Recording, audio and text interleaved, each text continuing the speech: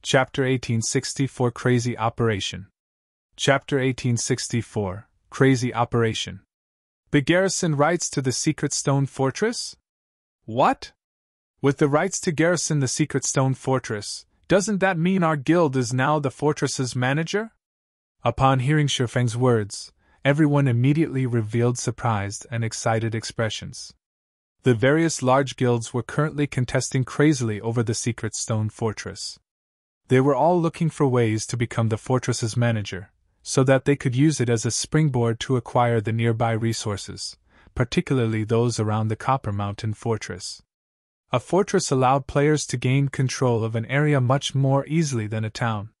This was because the fortresses in the Ore Empire allowed players to teleport to anywhere within their vicinity. In other words, a fortress's entire teleportation range was its defended territory, and guilds could send large numbers of reinforcements at any time. With this, enemy players would have difficulty mounting ambushes or encirclements. In addition, the secret stone fortress was partly managed by human NPCs, which made it the safest location in the entire Ore Empire. It was not a fortress that current players could threaten. Hence, becoming the manager of the secret stone fortress was equivalent to taking control of an impregnable fortress. Due to this reason, the various large guilds were doing everything they could to become the fortress's manager. Yet, now, Shifeng suddenly informed them that he had already acquired the garrison rights to the secret stone fortress. How could this revelation not surprise them? I understand. I'll head back to White River City immediately and start gathering the required manpower. Aqua Rose's eyes glowed brightly when she heard Shifeng's words. At this moment, she finally understood why Shifeng wanted to transfer an additional 150,000 guild members over to the Ore Empire. The acquisition of the secret stone fortress meant that Zero Wing's territory had grown to include all areas within the secret stone fortress's teleportation range. The current number of guild members they had in the Ore Empire was naturally insufficient to fully take advantage of all that territory. Moreover, with the increase of so many guild members in the Ore Empire, Zero Wing's strength in the Empire would also skyrocket. Hold on for a second. Wait till you're done listening to my plan, Shifeng said. He could not help but shake his head and laugh when he saw Aqua Rose's eagerness to occupy the secret stone fortress now. Having a large number of guild members garrison the secret stone fortress is only the first step. Our true goal is the Dark Witch's Tower, in the southeastern region of the Ore Empire. The Dark Witch's Tower was originally an abandoned tower. However, after the Dark Forces and the Ore Empire became allies, it became a temporary teleportation point for the Dark Forces. Due to the existence of this tower, Dark players have easy access to the Empire's southeastern region from the Ore capital city. Destroying this temporary teleportation point would not only hinder Dark players' operations in the Empire's southeastern region but also prevent them from cooperating with the Blackwater Guild in targeting us. Although everyone in the room agreed with Shifeng's sentiments, they still had to shake their heads in disapproval after giving the matter some thought. Guild leader, although the Dark Witch's Tower's defenses aren't comparable to a fortress's, it is still guarded by Dark NPCs. A large number of Dark players normally gather there as well. The various superpowers have also thought about destroying this gathering point before, but Beast Emperor simply isn't giving them any chances. He has dispatched a large number of evil beasts and evil demons to guard the place long-term. Even if we double the forces we currently have in the Ore Empire, the likelihood of us succeeding in destroying that gathering point is very low. That's right. Moreover, if we execute such a large-scale operation, there's no way that Blackwater won't find out about it. At that time, Blackwater will no doubt dispatch its own army to launch a pincer attack on us. At this point in time, the Dark Witch's Tower had become a target of hatred of normal players operating in the Ore Empire's southeastern region. Many wished they could burn it to the ground. Unfortunately, their hatred was useless. Not only did Dark NPCs guard the Dark Witch's Tower, but there was also the presence of Beast Emperor's minions. Current players couldn't do anything about the place. If not for these reasons, the various superpowers would have long since eliminated the tower from God's domain and curbed the activity of Dark players in the Ore Empire. Relax. I've already thought about this point. When the time comes, Aqua, you'll lead an army of 100,000 players and 200 miniature ballistas to assault Beast Emperor's ancient rock city. If we do that, Beast Emperor will definitely gather his minions to defend the fortress, drawing down his forces at the Dark Witch's Tower. Not to mention, those dark players will no doubt come seeking to take advantage of the siege battle, which will further reduce the number of players defending the tower. When the time comes, I'll personally lead a 1,000-man team and thoroughly destroy the Dark Witch's Tower, Shifeng said. Destroy the Dark Witch's Tower with just 1,000 players? Guild leader, isn't this too dangerous? After all is said and done, that place is a gathering point for the dark forces. No matter how deserted it becomes, there should still be around 2,000 or 3,000 players inside the town. Not to mention, there are also several hundred dark NPCs there. Everyone in the room chimed in worriedly. A team of 1,000 is just right. Any more and our movements will be discovered very easily. Plus, even if our team of 1,000 is discovered, our enemies will just treat us as a team that's going out to grind or do a quest. They will never think that we are actually going to destroy the Dark Witch's Tower, Shifeng said, shaking his head. For the operation this time, the key point will be whether the main army will be able to lure away the evil beasts and evil demons. The more monsters lured away, the higher my side's chances of success. Guild leader, leave it to me. I'll definitely make our movements known. I'll let Beast Emperor and Blackwater think that we're going for a final stand. At that time, they'll surely spare no effort in trying to deal us a heavy blow, Aqua Rose said. Only, are you really fine with just 1,000 players? 1,000 is more than enough, Shifeng replied, chuckling. If nobody has any problems, we'll start the operation right away. With this battle, Zero Wing will claim the entire southeastern section of the Ore Empire in one fell swoop. The 1,000-man team he planned on bringing with him to the Dark Witch's Tower wasn't actually meant for battle.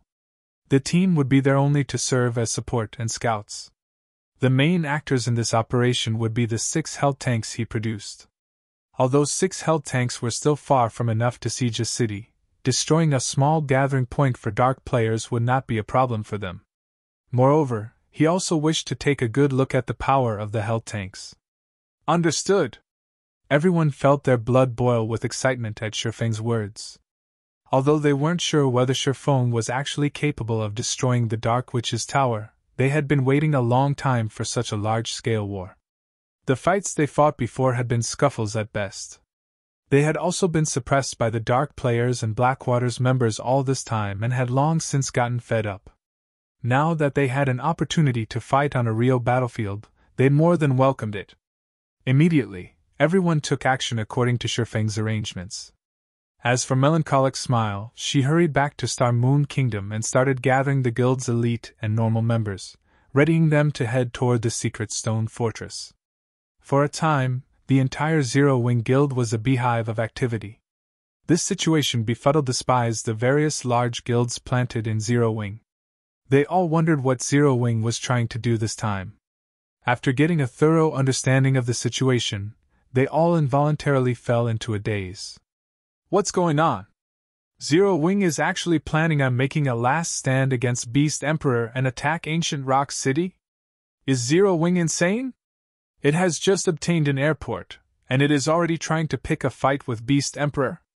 News of this situation quickly spread into the ears of the various major powers of Star Moon Kingdom, and sent the kingdom's players into an uproar. As for Shifeng, he had arrived at the Secret Stone Fortress by himself. Currently, although the Secret Stone Fortress had yet to be fully open to the public, players belonging to the various major powers had already gathered here.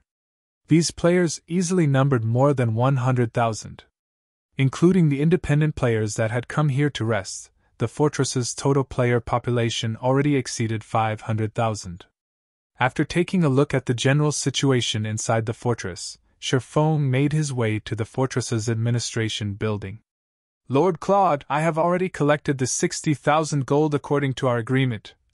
Once Shifeng met up with Claude, he handed over 60,000 gold to the NPC.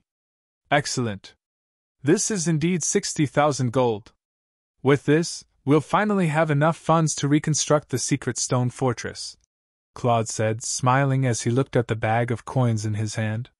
He then took out a golden token and said, "Here is the Secret Stone Fortress's token. From now onward, you are the Secret Stone Fortress's advanced manager. I hope you can contribute more towards the fortress's development in the future." Chapter 1865 Garrisoning the Fortress. Chapter 1865 Garrisoning the Fortress. After Shifeng received the golden token, he could not help but breathe out a sigh of relief. During this period, due to the decrease in Silverwing Town's population, the town's income had declined considerably. Fortunately, thanks to the rare materials acquired from the Ice Crystal World and the continuous growth of Zero Wing City's popularity, he had just barely managed to earn the 60,000 gold required. Now that he had become the Secret Stone Fortress's advanced manager, he could officially allow Zero Wing to garrison the fortress. Although doing so would incite the jealousy of the various superpowers, so long as the next step of his plan succeeded and Zero Wing displayed sufficient strength in the Orc Empire, these superpowers would think twice about attacking Zero Wing. Following which, Shifeng made his way to the administration building's office hall. Currently, over 1,000 players were seated inside the office hall, every one of whom was level 55 or above. They were also fully equipped in level 50 secret silver equipment, with some powerful ones even sporting several pieces of level 50 fine gold equipment. Aside from being high-leveled and well-equipped, these players also shared another similarity. They were all guild players. Currently, these guild players were grouped in parties as they waited for their turn to meet with the NPCs at the front desks. "The queue is moving so slowly. Hopefully, the leader will pick up a good quest. The previous quest we got was simply fraudulent. It actually required us to collect 500 orc weapons yet gave only 3 guild contribution points in return. There weren't even any additional rewards. You guys got it a lot better. Our quest was the real fraudulent one. We were actually required to steal 3 medium rapid-fire ballistas from an orc fortress. The designated orc fortress was chock-a-block with orcs at the chieftain rank and above. Even level 60-plus Great Lord-ranked orcs were present in large numbers. Our party got wiped out twice doing this quest. If not for our party's healer having the intermediate resurrection skill, which reduced the death penalty we suffered, every member in our party would have lost 2 levels already." The various guild parties in the hall were all grumbling about the contribution quests given out by the Secret Stone Fortress. Not only was the difficulty of these quests extremely high, but the rewards given were not particularly good, either. However, they also couldn't refuse to do the quests. Otherwise, their guilds wouldn't be able to gain the garrison rights to the Secret Stone Fortress. Just as the various parties were conversing with each other, Shifeng, who was wearing a black cloak, arrived at the exchange counter a short distance away from the quest counters. His presence soon attracted the attention of the players inside the hall. "Crap, who is that person? Is he actually using his contribution points to exchange for items? Impossible. Just activating the exchange counter function requires an individual to have 200 CPs and be an honorary warrior of the Secret Stone Fortress. After my party did a high-ranking quest, each member only got between 5 to 10 CPs, and that quest took my party over 5 hours to complete. Even if that guy doesn't sleep and does quests one after another, there's no way he would have 200 CPs right now. He should be asking about the available items for exchange." Currently, the Secret Stone Fortress had been open for only 4 days. Gaining access to the fortress's exchange function was simply impossible at the moment. Meanwhile, just as everyone was having such thoughts, the NPC beauty, who wore an indifferent and aloof expression on her face, suddenly smiled and bowed respectfully after seeing Shifeng. "Lord Protector, how may I be of service to you today?" the NPC beauty asked respectfully. "I wish to accomplish the guild garrisoning procedures," Shifeng replied, nodding. Upon hearing Shifeng's request, the NPC beauty immediately took out a form and explained. "All right. Please fill up this form. Afterward, you will have to pay a 500 gold security deposit. Once that is done, your guild will be officially recognized by the Secret Stone Fortress. Here is 500 gold, Shifeng said, handing over the money, before he started filling up the form before him. Meanwhile, the NPC beauty's actions immediately had the guild players inside the hall gaping in shock. Who is he? Why is the NPC being so respectful toward him? That guy is carrying out the guild garrisoning procedures? How is that possible? Didn't they say that the exchange function is only available after an individual has accumulated 200 CPs? How can he complete the guild garrisoning procedures already? For a time, the members of the various large guilds failed to react to what was going on. When Shirphone was done filling up the form and the NPC beauty confirmed that Zero Wing had become a guild recognized by the Secret Stone Fortress, the sound of a system announcement suddenly entered everyone's ears. Orc Empire Region System Announcement. Congratulations to Zero Wing for becoming the first guild to garrison the Secret Stone Fortress. Rewarding 500 Secret Stone Fortress Guild contribution points and the rights to rent a large residence in the Secret Stone Fortress. The system announcement repeated 3 times. Only after the system's voice faded away did the various guild players inside the office hall snap out of their daze. Zero Wing? Damn it! How did Zero Wing acquire the garrison rights so quickly? There must be a secret to this. We need to report to our superiors immediately. At this moment, the eyes of the various guild players present had already turned bloodshot. The large guilds had long since made the Secret Stone Fortress a priority. In order to secure the garrison rights to the fortress, their guilds had invested a ridiculous amount of manpower.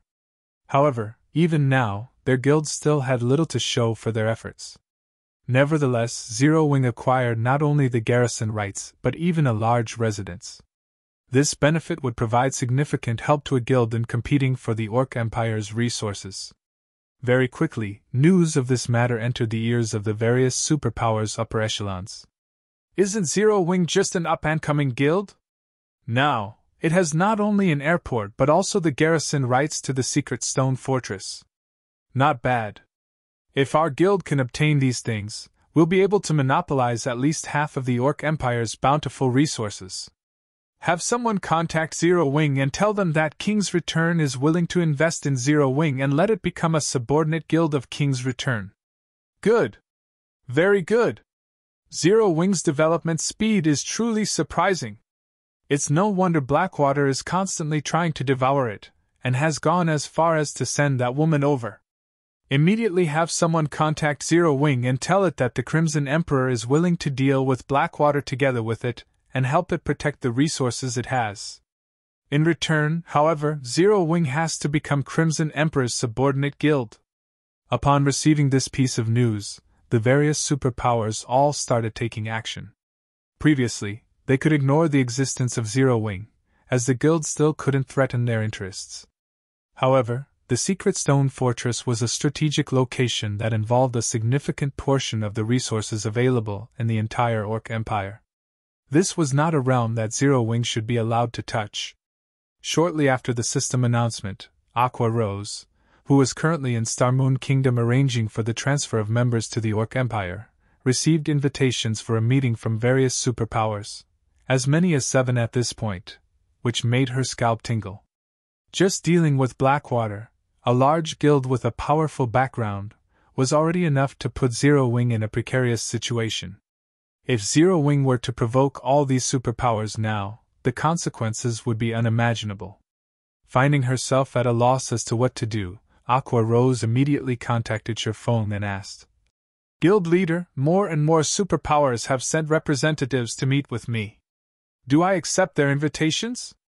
Even if the representatives of the various superpowers did not state their intentions, she could already guess the purpose of these meetings.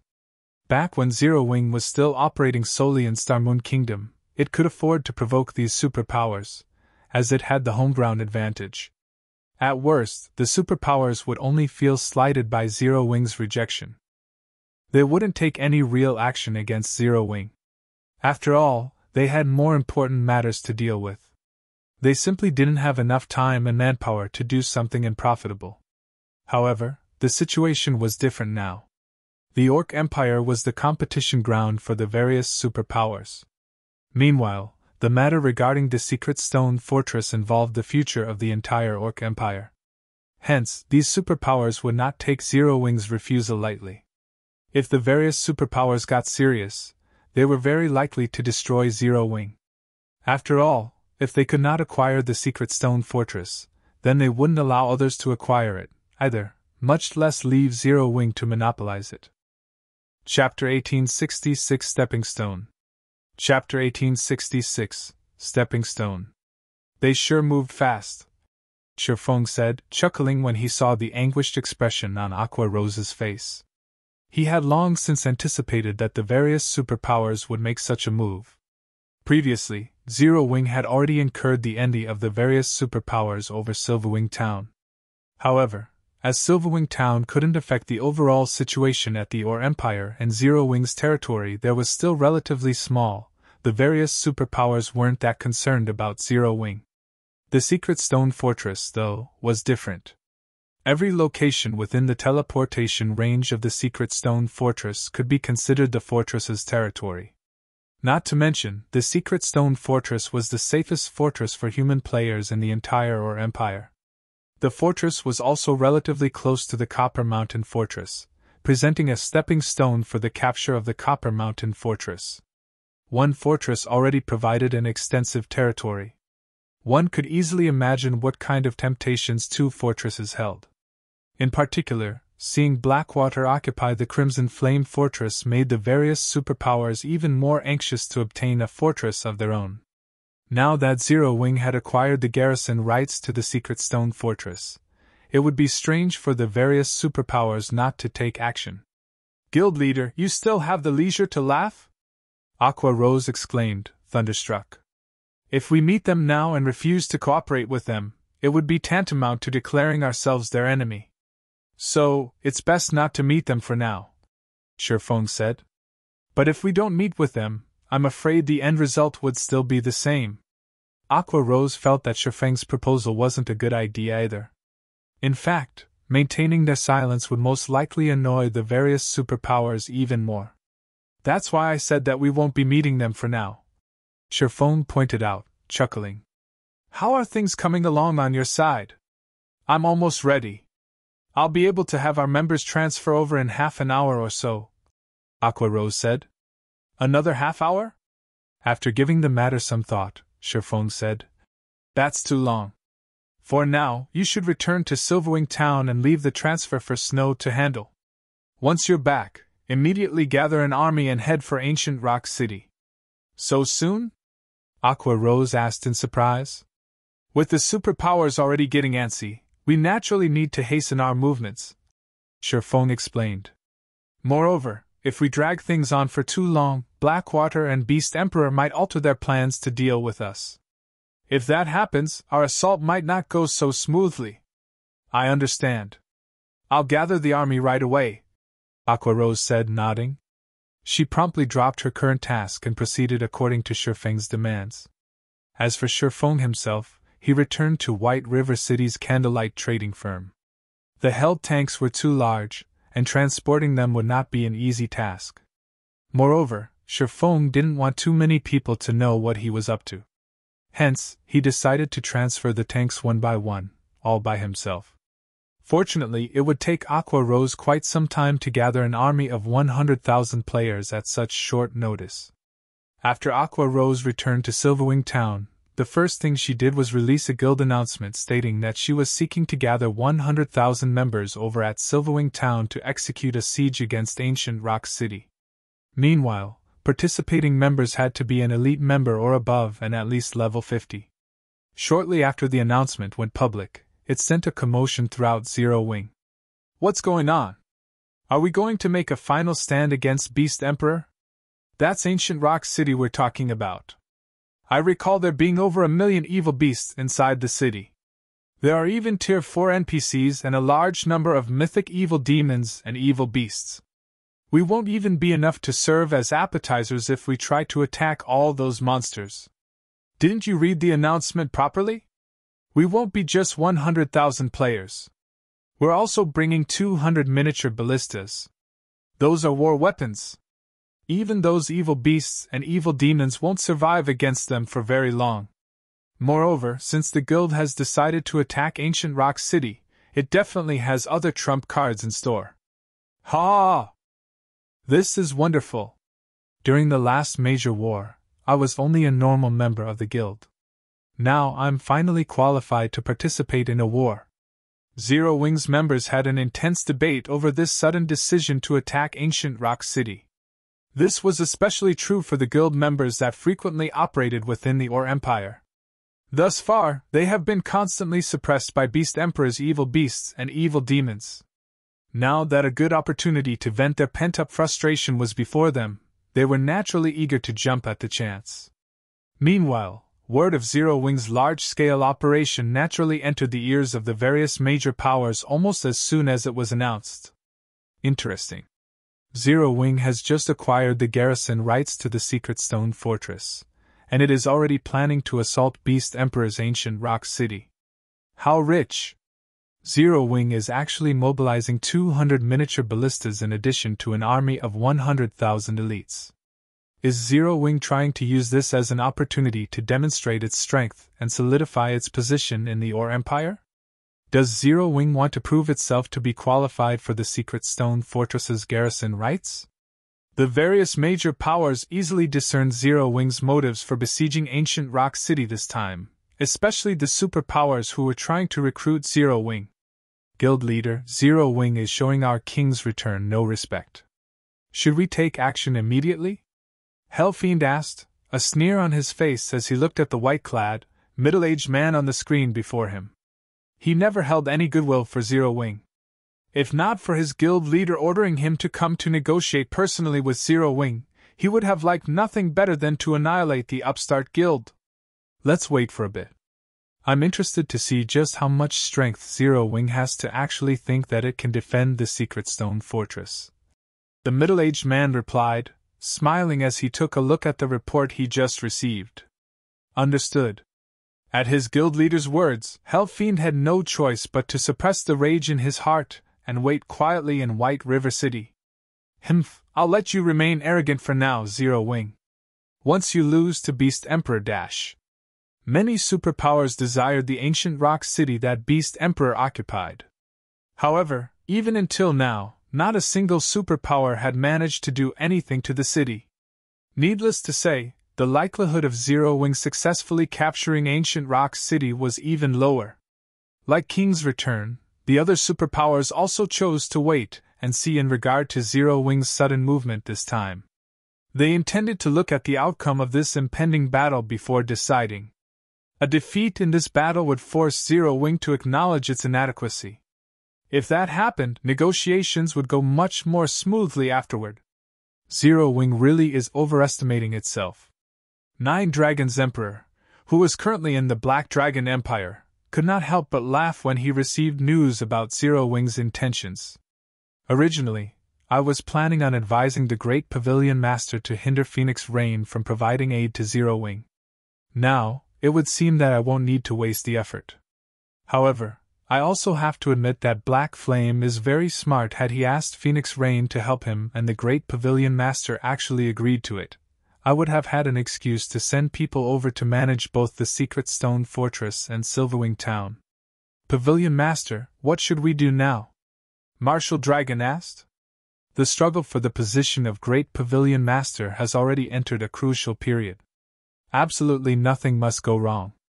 Bring a legion of experts over to Ancient Rock City right away. Once Zero Wing's members start escaping, cooperate with Beast Emperor to slaughter Zero Wing's members. It's fine even if you can't wipe them out completely. Just make sure to deal enough damage so that Zero Wing's development stagnates, to prevent Zero Wing from helping Phoenix Rain. Nine Dragons Emperor said. Once I'm done dealing with Phoenix Rain, it'll be Zero Wing's turn to die. In response, Martial Dragon nodded and took his leave. Meanwhile, inside the Evil God's Branch Temple in Ancient Rock City. Good. Very good. You want to use me as a stepping stone to raise your position in the Or Empire? Beast Emperor flared up in rage after finding out about Zero Wing's actions. Since you are so eager to die, I'll fulfill your wish. Immediately notify all apostles and have them transfer their evil beasts and evil demons over. If Zero Wing's members dare come to Ancient Rock City, I'll make sure none of them leave this place alive. At this moment, even a fool could tell what Zero Wing's goal was. Just as Beast Emperor and his allies were making their move, Aqua Rose finally finished organizing an army of 100,000 players. Guild leader, just like you guessed, Beast Emperor has already recalled the evil beasts and evil demons to ancient Rock City. By the looks of it, he plans on smiting us, Aqua Rose said, smiling. Good. Let's begin our operation, Sherphone commanded, nodding. Chapter 1867 Battle at Ancient Rock City. Chapter 1867 Battle at Ancient Rock City. On Sherfeng's command, Aqua Rose gathered the army of 100,000 elite and expert players in Silverwing Town, boldly advancing on Ancient Rock City. A total of 100,000 Zero Wing members atop majestic Thunderwolves exited Silverwing Town. Some of these Thunderwolves had even been promoted to bronze rank, and not only were they much larger than their ordinary counterparts, but faint arcs of blue electricity also danced along their bodies. In comparison, ordinary Thunderwolves only gave off electricity from their paws. There were over 5,000 of these bronze-ranked Thunderwolves, which were also players' companions in battle, wielding skills that could assist their masters. Seeing these Thunderwolves greatly shocked the players in Silverwing Town. Amazing! Why do these mounts feel even stronger than ordinary players? Crap! My guild has only just built its stable and is preparing to nurture a guild mount, yet so many of Zero Wing's members have already nurtured their guild mounts to bronze rank? Although I have heard that Zero Wing's members are well equipped, isn't this a little much? Those are 100,000 players we are talking about, yet every single one is wearing at least 1 or 2 pieces of level 50 secret silver equipment. These players can rank among the top of my guild's elite members. Look at the experts wearing the core member emblem. Their weakest piece of equipment is level 50 secret silver rank. They even have several pieces of level 50 fine gold equipment. Although my guild has a lot of experts, those experts have only managed to collect 4 or 5 pieces of level 50 secret silver equipment so far. Zero Wing is cheating. The players in Silverwing Town, in particular, knew that Zero Wing could nearly rival first-rate guilds and had a very large number of experts. However, when they saw Zero Wing's organized and powerful army, they reevaluated their opinions of the guild. No first-rate guild could hope to amass such an army. As they watched Zero Wing's players march by, many of the guild experts in the town even considered leaving their guilds to join Zero Wing. They had worked arduously in their respective guilds, raiding dungeons and questing every day, but they had only gotten their hands on a few pieces of level 50 secret silver equipment. In contrast, even Zero Wing's elite members possessed 1 or 2 pieces of level 50 secret silver equipment, with the more powerful elite members wearing 5 or 6 pieces. However, the most enviable part about Zero Wing's members had to be the Thunderwolf. Previously, when the various large guilds had yet to acquire a stable of their own, they hadn't understood how valuable the Thunderwolf was. However, now that some large guilds had their own stable and had begun to nurture their own guild mounts, they finally understood. The majority of the large guilds that acquired a stable were fortunate if they acquired a 3-star mount. However, a 3-star mount had less than a 30% chance of becoming. As for a 4-star mount, encountering one was simply too difficult. Moreover, even if they managed to find one, they wouldn't be able to capture it. Meanwhile, as the Thunderwolf was a 5-star mount, it had the potential of becoming a mysterious iron mount in the future. There was even a small chance that it could grow into a secret silver mount if nurtured properly. As Zero Wing's army departed for Ancient Rock City, many players curiously followed. Not many players had witnessed a battle of tens of thousands of players, let alone a siege war of this scale. They would definitely regret missing out on this rare opportunity. Because of this, many players from neighboring kingdoms, who had learned about the upcoming battle and were confident of their strength, decided to trail after Zero Wing's army. In the face of Zero Wing's army, the various ores and monsters on the path to Ancient Rock City were little more than momentary distractions. Even when level 65 Grand Lords appeared, the fierce attacks of several dozen miniature ballistas easily shot them down. When the Dark players, who had intended to take advantage of the situation and assault Zero Wing's members, saw this, their mouths twitched. They then abandoned any thought of ambushing Zero Wing's army. Such power could easily annihilate an army of 10,000 players. Not even expert players would escape 200 miniature ballistas. After all, while a Tier 2 expert might be able to dodge one miniature ballista's attack, dodging 200 simultaneous AoEs would be utterly impossible. Even a Tier 3 expert would most likely fall in the face of such a large-scale attack. As Zero Wing's army arrived at the foot of Ancient Rock City, the tension among the spectating players reached its peak. Some spectating players had even started to tremble. The scene before them was simply too spectacular. Zero Wing's 100,000 mounted players had stopped a short distance away from Ancient Rock City, and the 200 miniature ballistas the army had brought were sparsely lined up in two neat rows, surrounding Ancient Rock City's small hill. However, Ancient Rock City wouldn't just lie down before this force, with its troops' disposition even stronger than Zero Wing's. At a glance, one could easily spot over 300,000 evil beasts and evil demons waiting outside the city walls, ready for battle. Even the weakest among these monsters was a level 60 special elite, and 5, 50-meter-tall, level 80 mythic evil beasts stood at the forefront to current players. This army was invincible. Upon seeing this army of monsters, the players observing the battlefield from several thousand yards away with magic mirrors could not help but shudder. Wiping out a guild town would be child's play for this frightening army. If Beast Emperor wanted to, he could easily drag them into this fight. Zero Wing, do you think that just because I exhausted a large portion of my forces at Crimson Flame Fortress, you will have an opportunity to strike? Beast Emperor sneered at the distant Zero Wing army from atop the city walls. Unfortunately, 100,000 players aren't even enough to serve as a warm-up. Previously, to assist Blackwater, he had exhausted a lot of his forces. During the battle to acquire the Crimson Flame Fortress, he had lost a total of 6 mythic evil beasts and mythic evil demons. The number of Grand Lords and Great Lords he lost was also massive. Even so, he still had 7 mythic monsters under his control, 5 of which were evil beasts, and 2 were evil demons. For this upcoming battle, he intended to use the 5 mythic evil beasts as the main force, while reserving the 2 mythic evil demons as a trump card.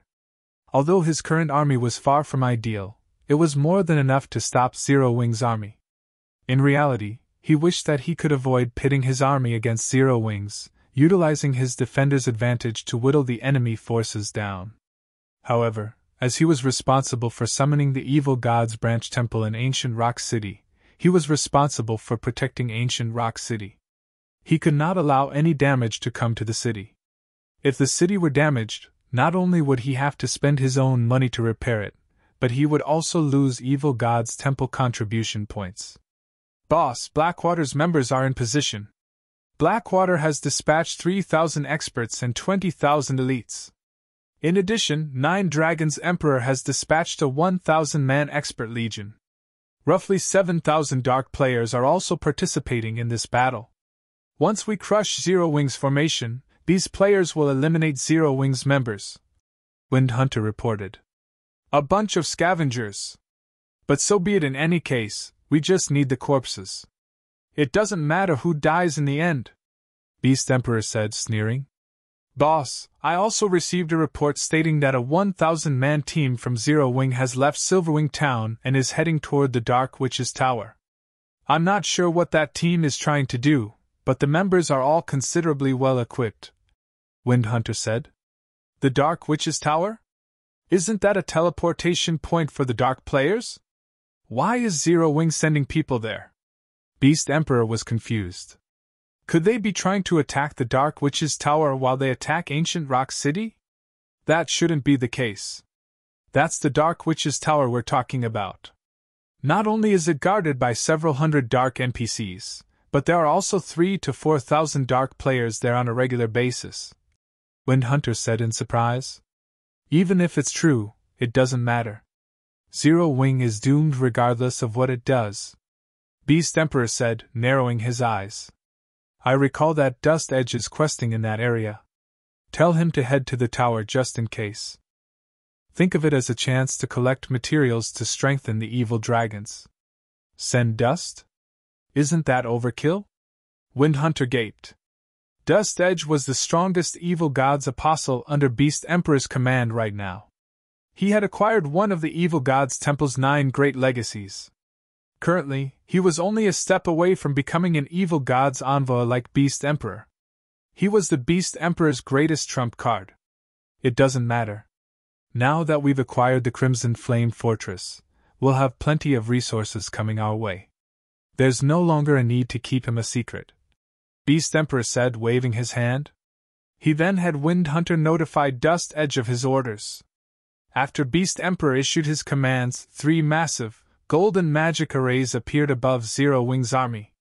These 3 magic arrays were none other than the result of the Divine Beast's Descent magic arrays, which Shifeng had used the guild's accumulated resources to produce. Moreover, all 3 of these magic arrays were powered by elemental sources. In the next moment, 3 golden dragons descended from the sky with deafening roars that echoed throughout Ancient Rock City's area. Go! Destroy Ancient Rock City's defensive magic array. Aqua Rose, who stood on a hill a short distance away from the city, said as she pointed her staff at Ancient Rock City. Immediately, all 3 divine magic dragons charged toward Ancient Rock City. Chapter 1868 Barrier Destroyed. Chapter 1868 Barrier Destroyed. When they saw the 3 divine magic dragons, the rowdy evil beasts and demons fell silent. Each of the divine magic dragons had a wingspan of 600 meters. Just a flap of their wings would be more than enough to kill hundreds of players. Even the spectating crowd could feel their auras from several thousand yards away. The ambient mana on the battlefield also gathered to the divine magic dragons, and just a flap of their wings caused powerful storms to brew. Pitch-black spatial tears appeared as their wings passed. Even many of Zero Wing's members were shocked to see the divine magic dragons. Although most of the Zero Wing members had seen the battle videos depicting these dragons, they had never seen one up close. The combined pressure 3 divine magic dragons exuded was so powerful that even Tier 2 experts felt their bodies grow heavy and their chests constrict, not to mention Tier 1 players. The divine magic dragons are so powerful! Is this the power of a dragon? I knew our guild must have had a trump card. 1 divine magic dragon was already enough to suppress 3 mythic evil beasts. Now that we have 3 divine magic dragons, I can't wait to see how Beast Emperor and his minions stand against us. Many of Zero Wing's members had still been afraid of the evil beast and demon army before them. After all, there were 5 level 80 mythic evil beasts standing between their army and Ancient Rock City. Even if they had 200 miniature ballistas on their side, they would still pay a horrific price to get through these monsters. However, now that they had 3 divine magic dragons on their side, the battle had turned in their favor. While everyone struggled with their shock, under Aqua Rose's command, the 3 divine magic dragons flapped their wings and flew toward Ancient Rock City. Although the 5 evil earth dragons tried to stop the divine magic dragons, the divine magic dragons were too fast. Under Shadow Sword, Flying Shadow, and Minor Wind's control, the 3 divine magic dragons easily avoided the mythic evil beast's attacks and sent their glowing, dark purple claws smashing into Ancient Rock City's defensive magic array. Boom! Boom! Boom!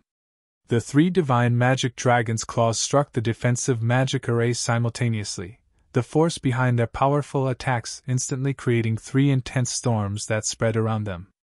Meanwhile, the magic barrier protecting Ancient Rock City shook violently, dimming considerably. Seeing this, Beast Emperor's expression darkened. The various major powers' upper echelons, who watched via magic mirrors, were astonished. What a powerful attack! When the various superpowers had assaulted Ancient Rock City, that barrier hadn't even faltered under a Tier 4 attack, yet it's trembling after those divine magic dragons struck it. It seems the dragon's damage exceeds the barrier's threshold. At this rate, it will take no time at all to deplete the magic array's energy reserves. 3 divine magic dragons? I hadn't thought that Zero Wing still had such a trump card. It's no wonder why it dares provoke Beast Emperor. It seems Zero Wing really is confident of striking down Ancient Rock City.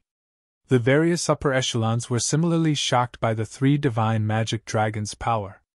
However, while they were shocked, they weren't particularly afraid.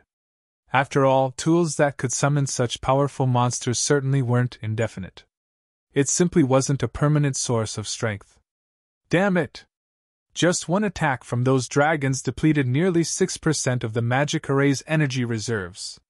We can't let those dragons continue to attack the barrier. Activate the Evil God's Temple's offensive magic array and annihilate these dragons! Beast Emperor hurriedly commanded when he saw the defensive magic array's energy reserves. Boss, it'll cost us 3,000 CPs to activate the offensive magic array once. Are you sure you want to use it? Wind Hunter hesitantly asked. Evil God's Temple contribution points were extremely difficult to acquire. These points could not be acquired just by completing quests. They also needed to trade a large amount of resources for these points. Although they had acquired a lot of resources from Blackwater to capture the Crimson Flame Fortress, they had expended a considerable amount. Now, they had less than 8,000 CPs available. Do it! I don't want to see the defensive magic array destroyed. Beast Emperor growled as the divine magic dragons launched their second wave of attacks. If the defensive magic array fell, anybody could enter Ancient Rock City. If the divine magic dragons entered the city, they would wreak unimaginable destruction. As Beast Emperor finished speaking, the defensive magic array lost another 6% of its energy. Seeing this, Wind Hunter bit his tongue. Hurriedly, he activated the Evil God's Temple's offensive magic array. Suddenly, a gigantic, dark gray magic array formed above the Evil God's branch temple, located in the center of Ancient Rock City. The magic array enveloped the City Lord's mansion. Even Zero Wing's members, who stood several thousand yards away, noticed this sudden development. Due to the appearance of this magic array, the mana inside and around Ancient Rock City was obliterated. Now, there was not a single trace of mana in the area. Die. After activating the offensive magic array, Wind Hunter aimed and fired at the 3 divine magic dragons. He instantly lost 3,000 Evil God's Temple contribution points. Meanwhile, several hundred dark gray law swords shot out of the dark gray magic array, reaching the divine magic dragons in the blink of an eye. However, to Flying Shadow and the others, who controlled the divine magic dragons, the attack wasn't fast enough to be unstoppable. Immediately, the trio controlled the divine magic dragons to swipe at the approaching swords. Boom! Boom! Boom! The instant the divine magic dragon's claws met the long swords, however, Flying Shadow and the others felt their arms numb. Several dozen long swords then sliced into them. Suddenly, one deafening explosion after another rang out above Ancient Rock City, radiating shockwaves that even made the city's defensive magic array tremble.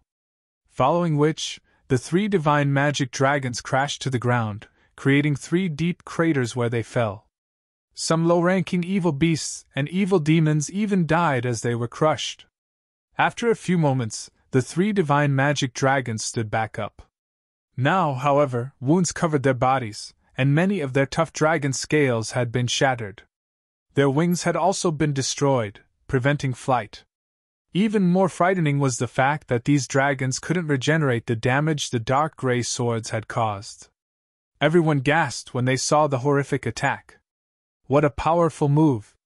The various major powers were dazed for a long moment. They had witnessed the power of the divine magic dragons, so they knew just how powerful these summoned creatures were, yet Beast Emperor had injured them heavily with a single move. Beast Emperor's foundations clearly exceeded their estimations.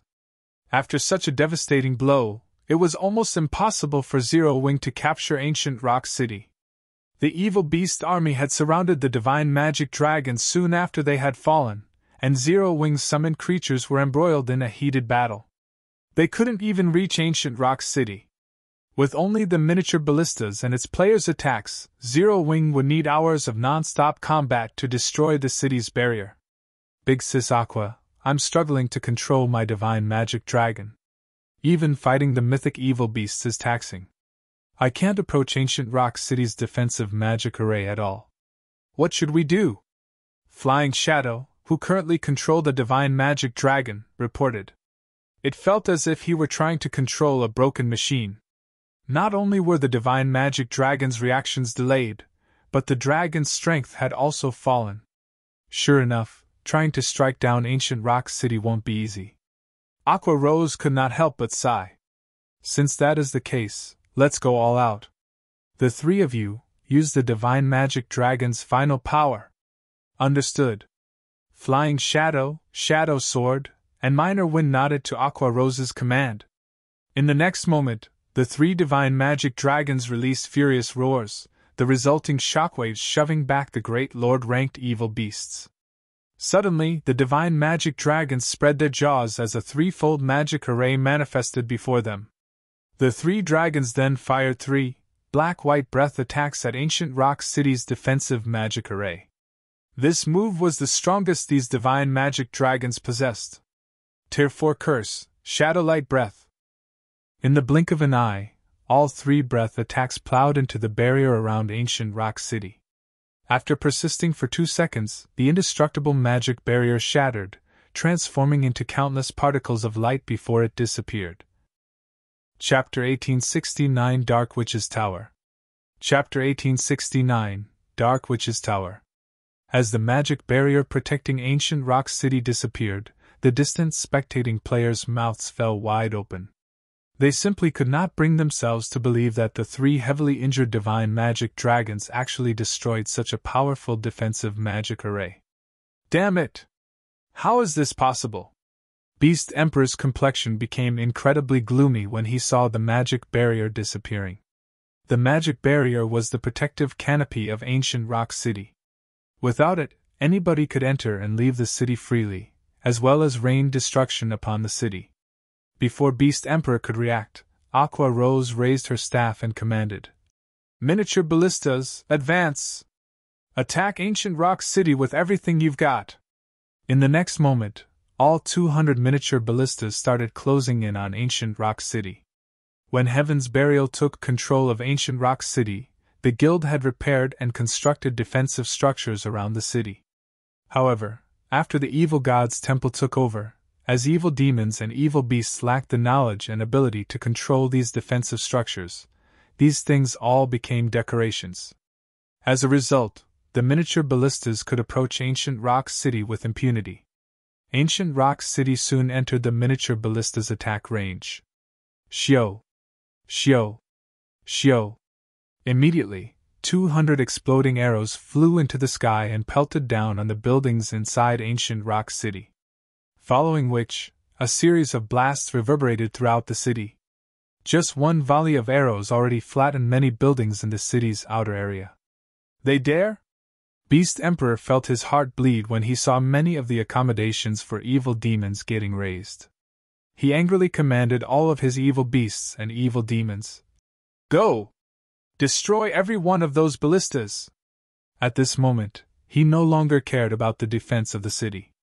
All he cared about was the destruction of Zero Wing's miniature ballistas. Meanwhile, due to the miniature ballistas' attacks, the evil beasts and evil demons controlled by NPCs belonging to the evil god's temple also took action. These powerful monsters joined the evil beasts and evil demons under Beast Emperor's control in charging towards Zero Wing's army. Suddenly, a swarm of monsters could be seen rushing towards Zero Wing's army. This scene made the Zero Wing members handling the miniature ballistas shudder involuntarily. However, Aqua Rose remained utterly unfazed by this situation, immediately ordering the activation of the movement-type defensive magic array. A moment later, a magic barrier enveloped the entire army. "Miniature ballistas, focus on those monsters. Everyone else, coordinate your attacks with the ballistas. Flying Shadow, your group will deal with those mythic monsters." Everyone in Zero Wing's army responded quickly and started executing Aqua Rose's commands. Although the monsters were numerous and high-leveled, their side also possessed a defensive magic array. As long as the defensive magic array held, these evil demons and evil beasts could not hurt them. Not to mention, their side also had the firepower of 200 miniature ballistas. For a time, the miniature ballistas could be seen continuously firing exploding arrows at the approaching evil demons and evil beasts, the resulting blasts even sending the great lords stumbling backward. The lords that got struck were immediately placed in a heavily injured state. As for the chieftains, they got killed with just a few shots. In the meantime, Zero Wing's members were also launching attacks in a frenzy from inside the defensive magic array. However, despite Zero Wing's fierce offensive, the evil demon and evil beast army showed no signs of stopping. They assaulted Zero Wing's defensive magic array relentlessly, depleting its energy reserves. As the evil beasts and evil demons died one after another, the energy reserves of Zero Wing's defensive magic array also declined rapidly. This forced Aqua Rose to replenish its energy repeatedly using magic crystals. For a time, the sounds of roars, slaughter, and explosions became the main theme of this hilly land. In this battlefield, an individual's strength was extremely insignificant. Only the magical class players capable of using large-scale spells were slightly more useful than the average player. The magnificent battle stupefied the spectating players. The dark players, who had been planning to ambush Zero Wing's army, simply stood still right now, none of them daring to join the fray. After all, the level of this battle exceeded their understanding of battles between players. In this conflict, individual techniques were absolutely meaningless. If they dared charge into the battlefield, let alone reaching Zero Wing's army, just crossing the miniature ballista's field of fire was already plenty difficult. With the defensive magic array up, they wouldn't even get to touch Zero Wing's members. They would only become live targets for Zero Wing's members if they entered the fray now. Meanwhile, as Zero Wing's army was fighting a war of attrition with Beast Emperor, Shifeng's team of 1,000 arrived at a location a short distance from the Dark Witch's Tower. The Dark Witch's Tower stood next to a small lake inside a valley. The environment around the tower was considerably good. In fact, this place was originally a nice town. Unfortunately, an undead great wizard had targeted the town and turned it into a place of death. The great wizard had also specifically constructed the Dark Witch's Tower here to research death magic. As more time passed, the town here became a locus for the dark forces. At this point, it was already a resting place for dark players in the Or Empire. When Shifeng's team moved within 3,000 yards of the Dark Witch's Tower, sirens in the town suddenly rang, putting every player inside the town on high alert. Someone actually dares approach the gathering place of us dark players? It should be a team that lost their way. With so many of us dark players here, who would possibly dare approach this place willingly? Lost their way? Whatever. This is a good opportunity. I haven't completed my kill quest for today. It's not a bad idea to use these players as a sacrifice. The dark players inside the Dark Witch's Tower all started laughing and chatting merrily, convinced that this team of players was a bunch of fools to have actually stumbled upon the Dark Witch's Tower. After all, these players had not investigated which places normal players should avoid in the Or Empire. As the dark forces were relatively weak on the continent of God's domain, the dark forces' gathering spots and neutral maps would all have alarms set up to help the gathering spots' residents to take precautions to protect themselves. These alarms would give out a warning when over 100 normal players or NPCs entered a certain range of the gathering spot. They really came. A black-clad man covered in bandages, who was enjoying a glass of wine in the town's bar, could not help but smile when he heard the town's alarms going off. He then turned to look at the beautiful woman dressed in dark blue robes sitting beside him, and asked, "Will Commander Spirit take action first, or shall I do the honors? Although I very much wish to repay Zero Wing for what it did to my adventurer team, I am more curious about how capable the treasured apostle nurtured by Beast Emperor is." Veiled Spirit replied, smiling as she looked at the bandaged man beside her. Nowadays, Beast Emperor was extremely famous among dark players. After all, he controlled an army of evil beasts and evil demons, a force that nobody could afford to underestimate. Meanwhile, although Dust Edge himself did not possess much fame, Beast Emperor had praised him highly and even agreed to cooperate with Dark Souls so long as the Alliance provided Dust Edge with as many resources as possible. Seeing as Beast Emperor was willing to invest so many resources in a single person, it was obvious just how much Beast Emperor valued Dust Edge's potential. Beast Emperor and Dark Soul had been acquainted with each other for quite some time already, yet Dark Soul had yet to dig up any information on Dust Edge even now. Zero Wing's arrival presented Veiled Spirit with a good opportunity to witness Dust Edge's abilities. She naturally wouldn't let it go to waste. Fine, then let's treat this as the beginning of the mutual trust between our two sides, Dust Edge said, nodding. He then raised his wine glass and added, "They should be very close to reaching the town walls now. Let us head out, as well." After saying so, Dust Edge stood up and left the bar. Veiled Spirit and the dozen or so subordinates that came with her followed after him. Chapter 1870 Held Tank's Might. Chapter 1870 Held Tank's Might. A large number of dark players had gathered in the Dark Witch's Tower's watchtower, gazing down at Zero Wing's members as they fell into formation in the distance. What? They actually plan to attack the Dark Witch's Tower? They're insane! Hundreds of NPCs guard the town, not to mention the defense turrets and arrow towers. Repelling a 1,000-man team isn't even a warm-up. The dark players could not help but laugh, ridiculing Zero Wing as they watched Shifeng and his companions prepare for the assault.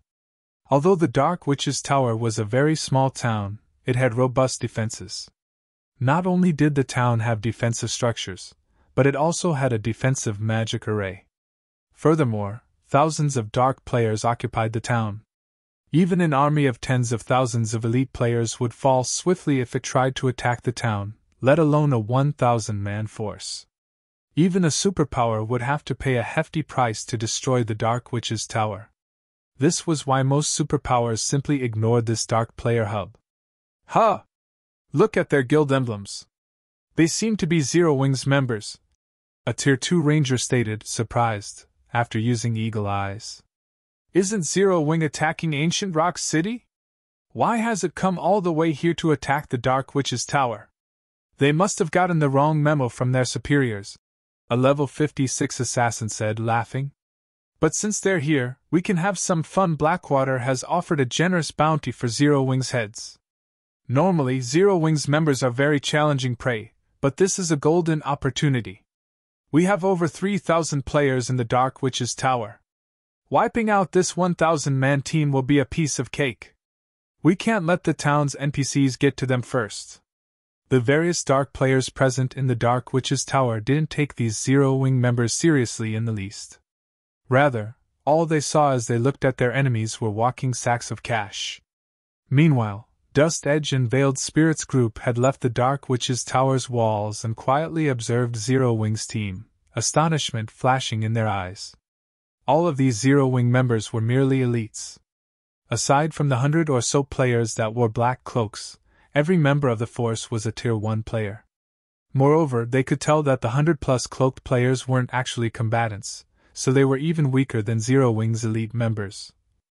Big Sis Spirit, is Zero Wing attempting suicide? It's actually attacking the Dark Witch's Tower with such a team? With such standards, we won't even need to get involved.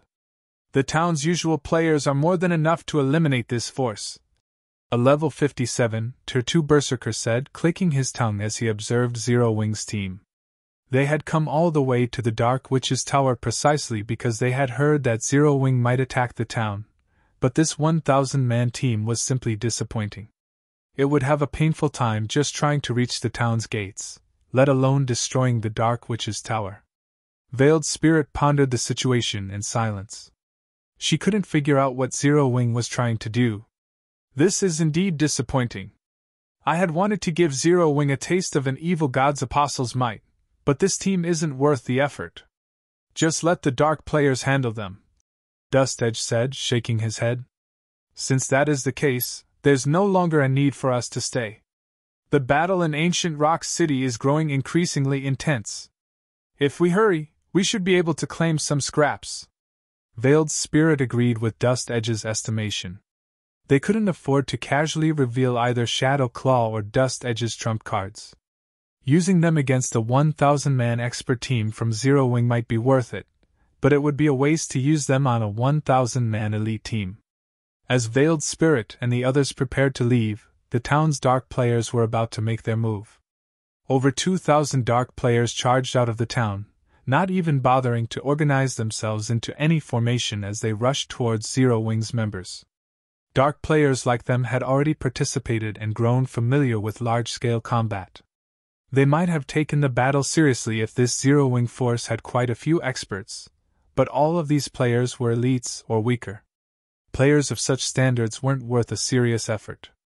As the 2,000-plus Dark players approached, Zero Wing's elite members began to grow nervous.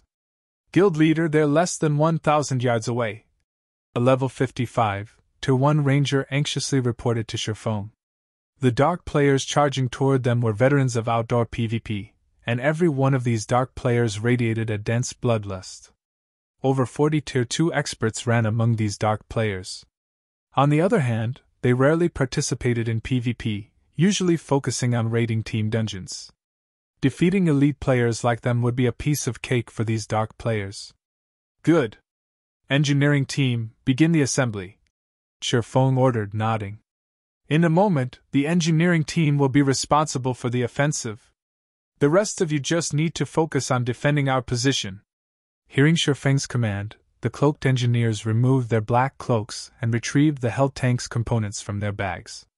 When Zero Wing's elite players saw the 100 level 40-plus lifestyle players, they were stunned. They had hoped that these cloaked players were exceptionally strong. They had never expected these comrades to be lifestyle players. On top of that, these lifestyle players were going to fight. When the distant Dark players saw the level 40-plus lifestyle players, they were just as stunned. However, their expressions quickly soured, becoming serious. The 100 engineers swiftly assembled 6 colossal tanks, and despite the 1,000 yards separating them, the Dark players could hear the engine-whistle roar as the tank's immense power swept over them. Good! 800 yards ahead! Fire at will! Shifeng issued the command once the 6 Hell tanks were ready for battle. Under Shifeng's command, the engineers' eyes glowed with excitement as they operated their Hell tanks. They then aimed the Hell cannons at the Dark players and fired. Suddenly, a crimson, twofold magic array appeared before each Hell tank's gun barrel. Boom! Immediately, the 6 Hell cannons released balls of crimson light. These crimson light balls reached the Dark players almost instantly. By the time the Dark players reacted, the light balls had descended on the disorderly crowd. Boom! Boom! Boom!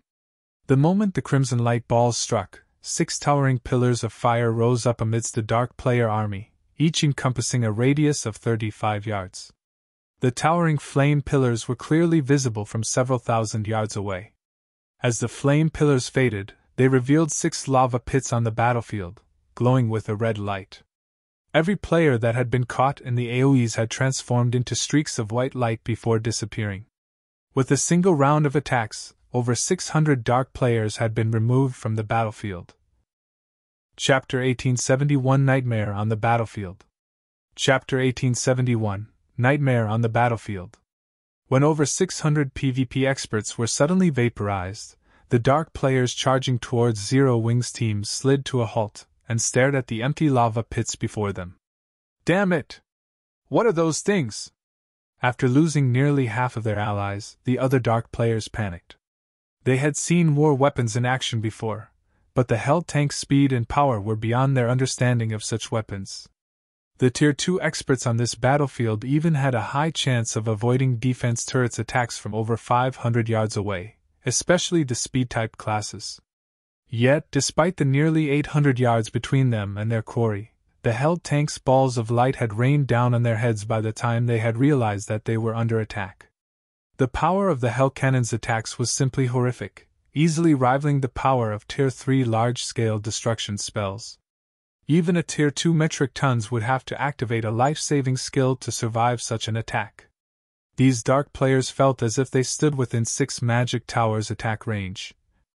The Dark players that had chosen to remain in the Dark Witch's Tower to watch the battle had lost the laughter in their eyes. Now, their gazes only contained fear as they watched the 6 Hell tanks. Veiled Spirit, who stood in the watchtower, couldn't help but frown at the scene. The speed and power of the Hell tank's attacks were horrific. Expert players were no more than ants before the monstrous vehicles. Those war weapons were basically mobile magic towers. How does Zero Wing have such powerful war weapons? We're doomed. We don't have any war weapons. How are we supposed to deal with those things? What's there to be afraid of? We may not have war weapons, but the Dark Witch's Tower does. Moreover, the town has a defensive magic array. If Zero Wing's war weapons get near the town's NPCs will bombard them with the defense turrets. Besides, with how powerful those attacks were, those war weapons definitely have long cooldowns. Once our people get close to the weapons, not only will we kill Zero Wing's members, but we'll also use the war weapons for target practice. Although the might of the Hell Tank's cannons had shocked many people, some more experienced experts retained their cool and analyzed the vehicle's weaknesses, developing a plan to combat the war weapons. Very quickly, the other Dark players also came to realize the Hell Tank's weaknesses. Instead of retreating, they resumed their charge in an attempt to reach the Hell Tanks. Although they had never used a war weapon themselves, they knew that all war weapons shared a single flaw: they were vulnerable at short range. Like the miniature ballistas bombarding ancient Rock City, once hostile players drew near, the war weapons could be destroyed with a few attacks, regardless of how much destructive power they possessed. The remaining 1,000+ Dark players dashed towards the Hell Tanks in a frenzy, intent on destroying the war weapons before the Hell Tanks' cooldowns ended. Guild leader, they've resumed their charge. Should we form a defensive line? Seeing the Dark players draw closer, Zero Wing's elite members grew restless again. The Hell Tank's power gave them some hope of victory, and as long as they protected these massive weapons, they could defeat these Dark players. But despite the Dark players closing the distance to 200 yards, Shurfong hadn't given the command to defend the war weapons. If they allowed these Dark players to engage the Hell Tanks in melee combat, they'd be doomed. No. Let them come. Shurfong waved a hand, signaling for his companions to hold their positions. Following their guild leader's orders, Zero Wing's elite members had no choice but to stand their ground, watching as the Dark players approached. 200 yards. 150 yards. 100 yards. Brothers, we're almost at the war weapons. Once we destroy them, victory will be ours. Ranged players, attack with everything you've got once you're in range. The Dark players couldn't help their excitement as they reduced the distance between them and the Hell Tanks to 50 yards. At this time, Shurfong raised his longsword into the air. He then pointed it at the approaching Dark players and shouted, "All Hell Tanks, move out! Leave none of them alive!" The engineers, itching for action, eagerly stepped on the tank's accelerator. The engines roared to life once more, and the 6 Hell Tanks jerked forward, speeding towards the Dark players in a V formation. What are they trying to do? The advancing Dark players were stunned as the Hell Tanks raced towards them. However, before the Dark players could react, each Hell Tank released 14 flame spears. Meanwhile, each flame spear carried power at the peak of Tier 2. A total of 84 flame spears flew at the Dark players simultaneously, as if 84 miniature ballistas had launched their payload at the same time, but unlike the ballista's exploding arrows, the flame spears weren't AoEs. Shio! Shio! Shio! When the flame spears made contact, light flashed among the Dark player army. Many of the melee players leading the charge, who had failed to defend themselves in time, transformed into stakes of light and vanished on the spot. Although some players had activated life-saving skills or dodged the attacks in time, surviving the first volley, the flame spears had claimed over 50 Dark players' lives. However, the surviving melee players slid to a halt once more, too afraid to approach the Hell Tanks after watching that wave of attacks. "Ranged players, hurry and attack!" Some melee players shouted, snapping out of their daze. The Dark-ranked players then launched spells and arrows, aiming for the approaching Hell Tanks. Just as the spells and arrows were about to slam into the Hell Tanks, the 6 war weapons activated their magic shields.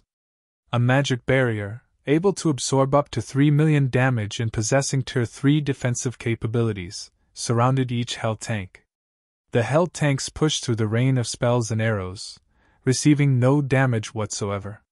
How is this possible? Seeing the unscathed Hell Tanks stunned the Dark players. They had never thought that these war weapons had defensive magic arrays as well. As the Dark players tried to think of a way to deal with the enemy weapons, the Hell tanks reached the melee players that led the army. Without slowing in the slightest, the Hell tanks bulldozed through the Dark players in their way.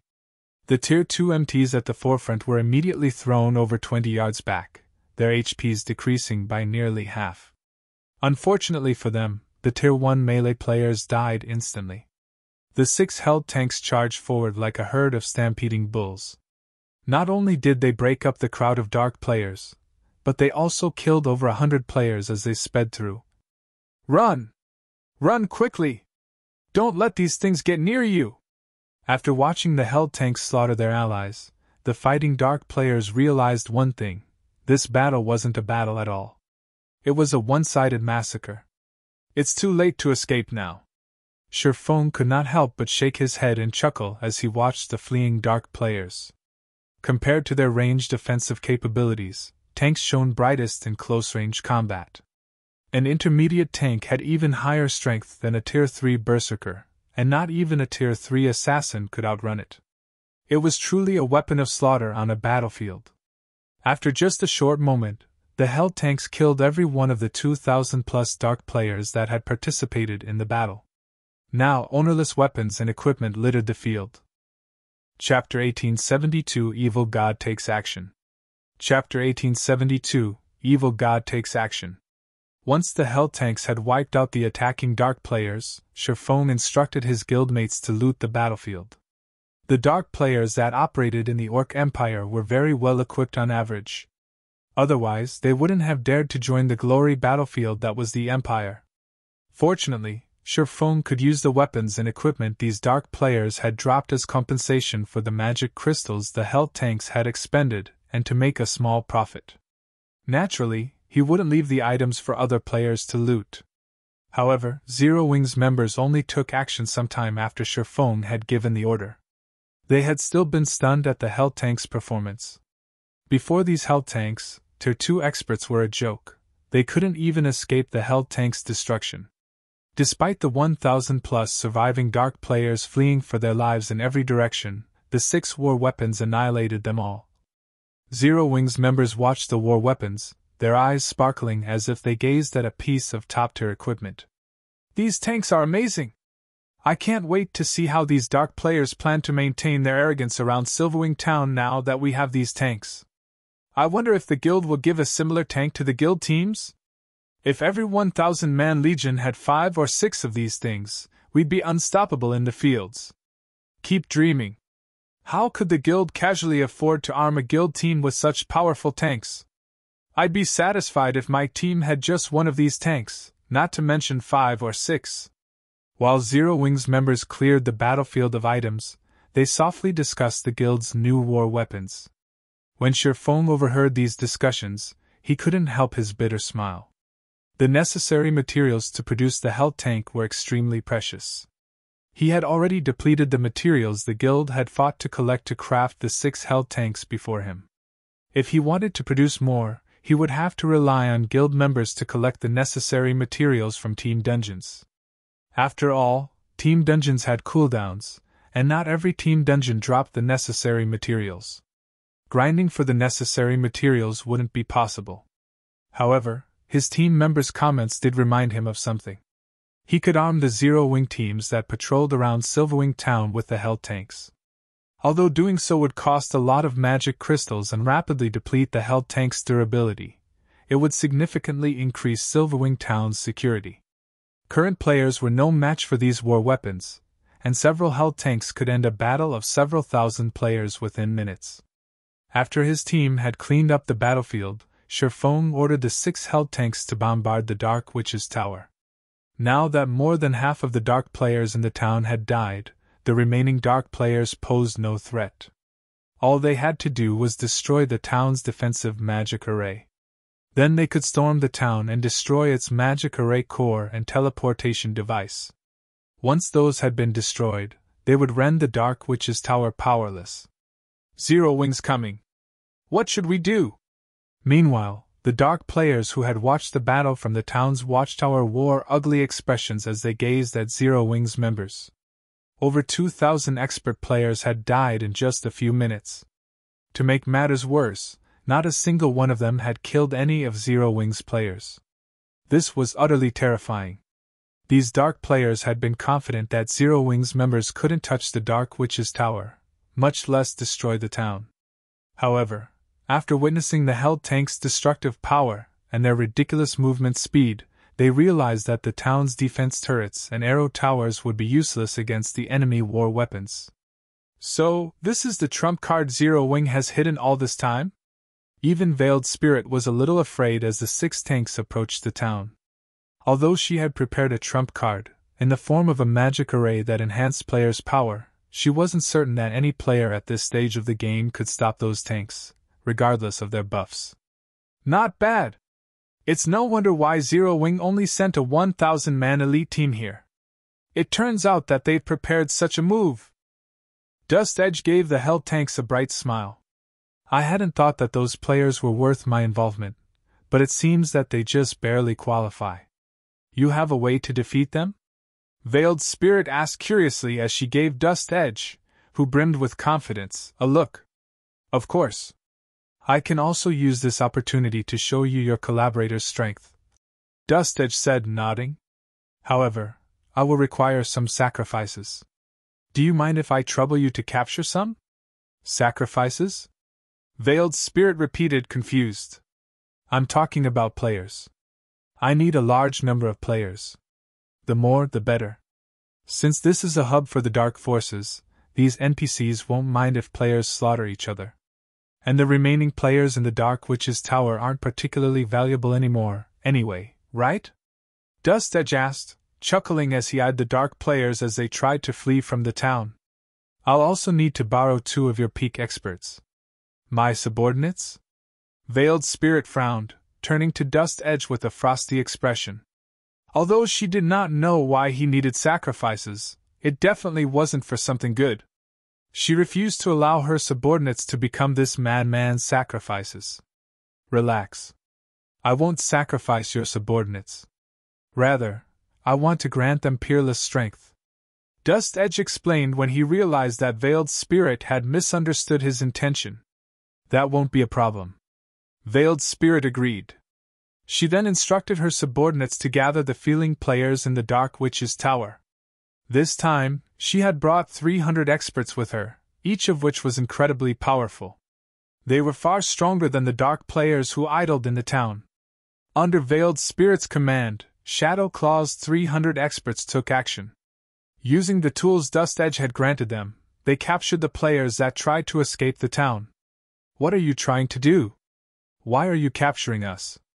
Shadow Claw's prisoners soon found themselves bound by magical chains, their fear clear on their faces as they looked at Dust Edge and his companions. Oh, it's nothing. I'm just going to make you contribute to the Dark Witch's tower's defense, Dust Edge said, laughing when he saw over 300 bound players. You should feel so lucky to become a part of my new power. Hurry it up. Zero Wing's team is starting its attack. The town's defensive magic array won't last long. Veiled Spirit snapped anxiously as she watched the 6 Hell Tanks fire upon the Dark Witch's tower. Although the Dark Witch's tower had a defensive magic array to protect it, it was much weaker than the one around Ancient Rock City. If Tier 3 large-scale destruction spells bombarded it, it wouldn't last long. Relax. My preparations are complete. Now, we just need 2 of your subordinates to stand in the center of the magic array.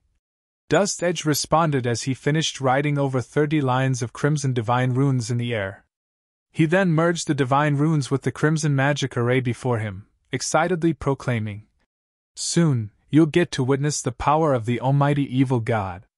At Dust Edge's words, the 2 experts Veiled Spirit had chosen began to panic as they stared at the magic array. However, when their leader urged them forward, they had no choice but to steel their resolve and step into the array. Almighty Evil God, I offer you immortal souls. Please grant me an immortal body to smite my enemies. Dust Edge sang before tapping the butt of his staff on the array. The 300-plus dark players inside the magic array instantly collapsed like puppets as their strings were cut. In the next moment, the space above tore, leaving a gaping, black wound. A boundless aura then poured out of the spatial tear, and everything within the Dark Witch's tower froze within its presence. Chapter 1873 Evil Dragon's Power. Chapter 1873 Evil Dragon's Power. The appearance of the spatial tear above the Dark Witch's tower immobilized every player inside the town. It was as if time around them had stopped. What kind of monster is in there? Veiled Spirit and the others could not help but be frightened when they felt the horrific pressure flooding out of the spatial tear. They could sense that this horrific pressure did not originate from the spatial tear itself but from a creature residing inside the spatial tear, instead. This was a pressure that they had never felt in all the time they played God's domain. They did not doubt that, should the creature inside the spatial tear come out, they would instantly die and disappear just from the pressure the creature exuded. A few seconds after the spatial tear appeared, the two Shadow Claw members standing inside the Crimson Magic Array started screaming in agony, their lung-piercing shrieks giving all who heard them goosebumps. Dust Edge, didn't you say nothing would happen to them? Veiled Spirit questioned, a chilly expression appearing on her face as she glared at Dust Edge. The two members she selected were peak experts of Shadow Claw. They were also one of the few Tier 2 experts the adventurer team had. If their accounts were to get crippled due to this incident, Shadow Claw would sustain a tremendous blow. Relax, they'll be fine. In fact, once the ritual is over, they'll feel much better than before. You can even label them as the strongest players in existence in God's domain right now. Dust Edge explained, laughing as he looked at the two Shadow Claw members in the magic array. Veiled Spirit was utterly confused by Dust Edge's words. Just as she was about to demand a clear explanation from him, the two people standing inside the magic array suddenly started transforming. Originally, the two people were already tall and robust men. Now, however, their muscles started bulging rapidly like balloons. Very quickly, their bodies lost their human form. A pair of dark gray wings sprouted out of their backs, and silver scales covered their bodies. The transformation process continued for roughly 7 seconds and produced two 10-meter-tall dragons. The two dragons then let loose deafening roars that echoed throughout the town. Dragons? Veiled Spirit and the others could not help but be stupefied by this sight. They could clearly feel that the two dragons before them were different from the pseudo-dragons they had come across before. Although the two dragons before them were only level 56 the same level as the players themselves they could feel a pressure coming from the dragons that was a result of a difference in life ratings. This meant that the two dragons before them were not pseudo-dragon creatures but real dragons. They're still not at the level of real dragons. However, they have been given new life by the evil god. Although their life ratings are not at the standard of dragons, they should be at the level of archaic species. You can call them evil dragons, Dust Edge said as he looked at the two evil dragons. With a hint of excitement in his tone, he continued, Unlike lowly evil demons, evil dragons are players. They are somewhat similar to the dark mutation you guys have, but the transformation is more thorough than dark mutation. Moreover, it is also much stronger. At this moment, they are already at the Tier 3 standard. They possess greater power and life force than even Tier 3 NPCs of the same level. Of course, this is not their peak strength yet my power is still incomplete right now. I'll need many more resources to unlock my strength. Once I have fully grasped this power, I'll be able to make them even stronger.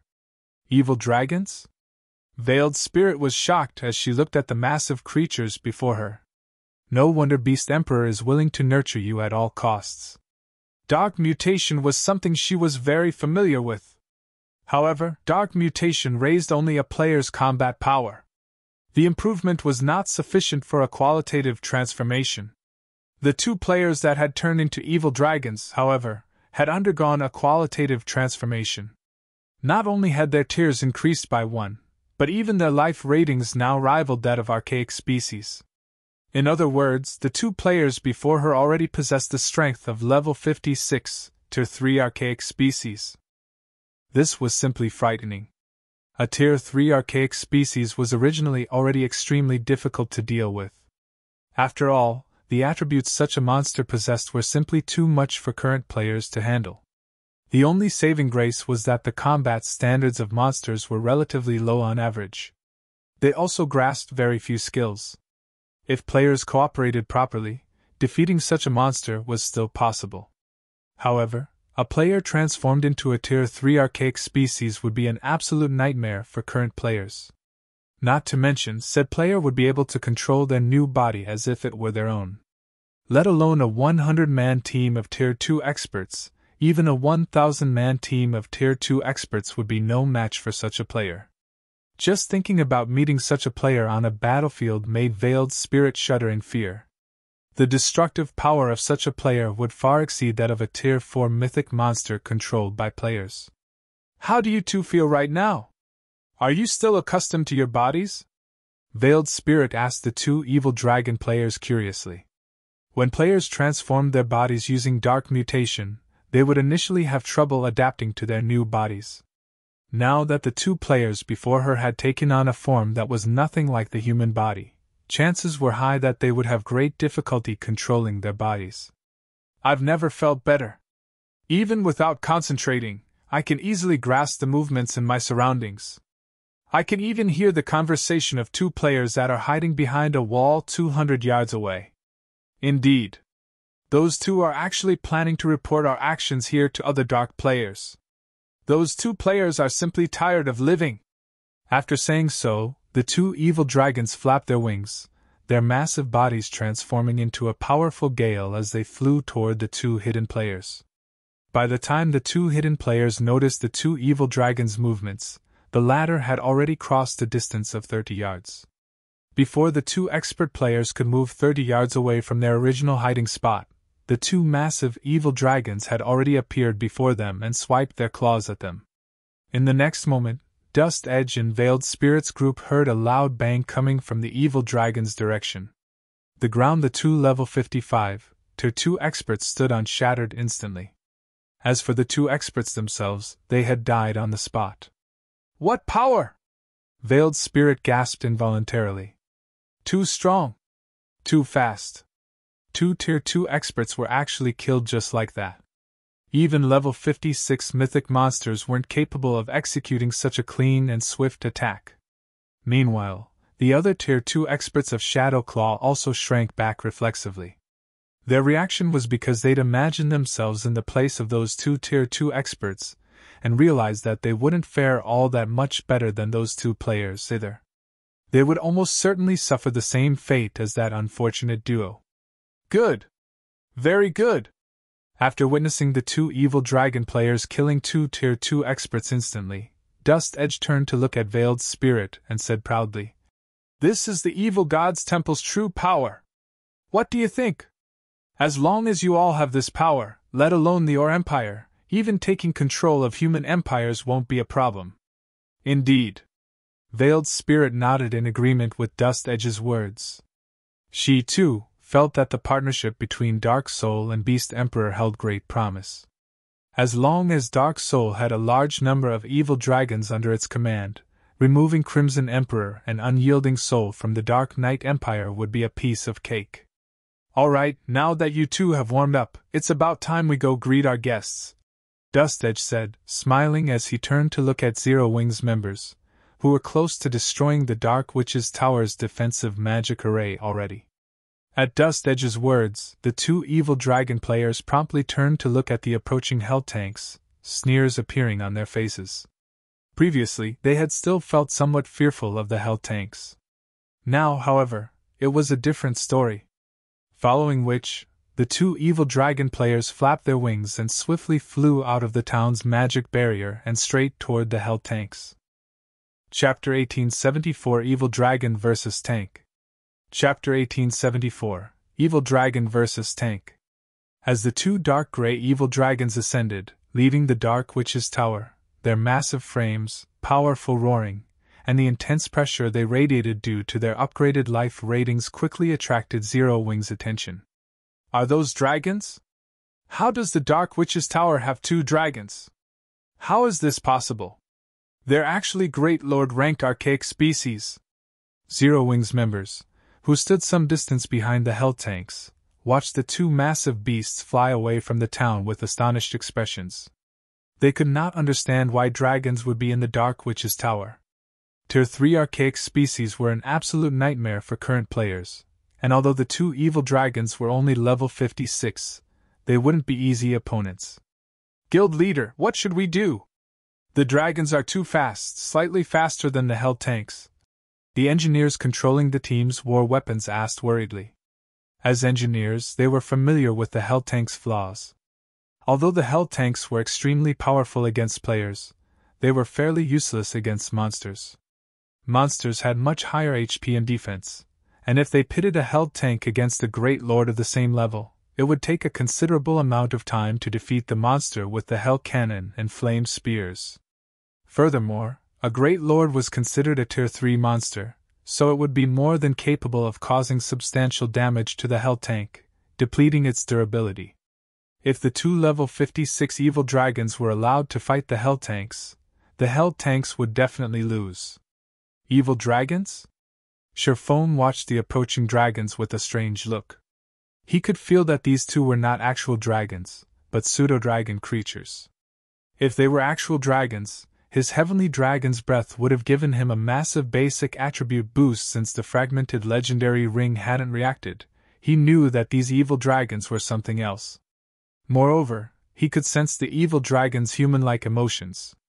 When he looked in their eyes, it was as if the two evil dragons were children that had just found a new toy and were eager to play with it. That wasn't an emotion monsters should experience.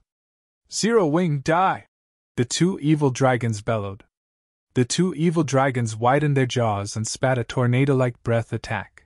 Space Tor was the attacks flew towards two of the 6 hell tanks. Since the attacks had been launched from a close distance, the hell tanks couldn't dodge in time.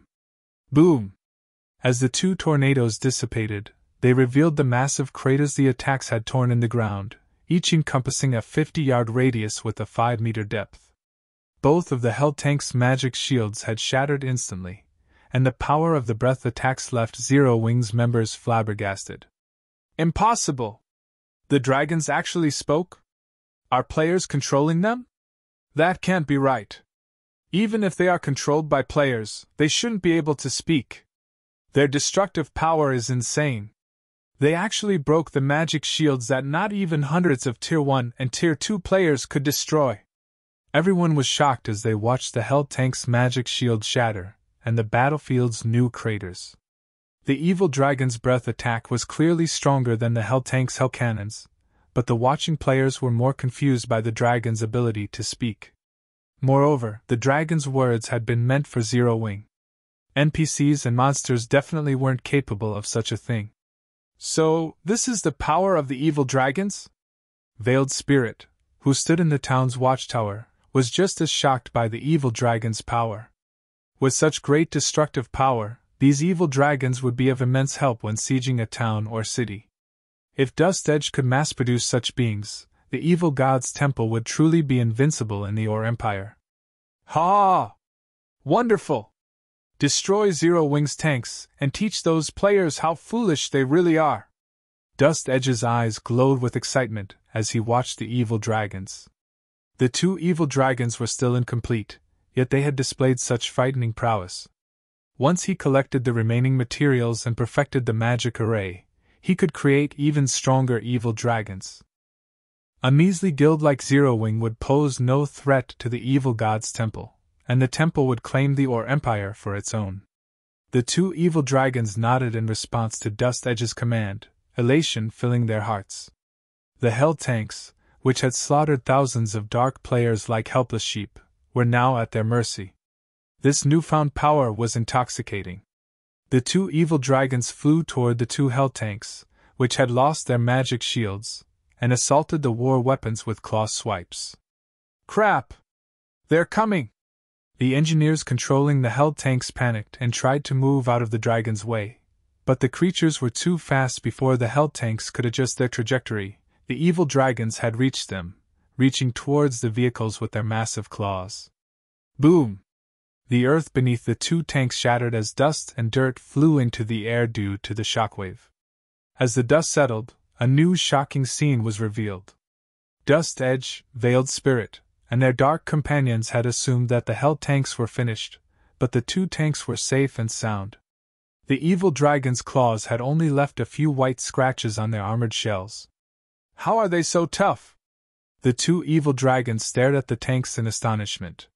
When their claws struck the Hell tank's armor plating, they felt as if they had scratched an indestructible wall. Their claws even stung from the impact. Even the engineers were stunned. They hadn't realized that the Hell tanks had such ridiculous defense.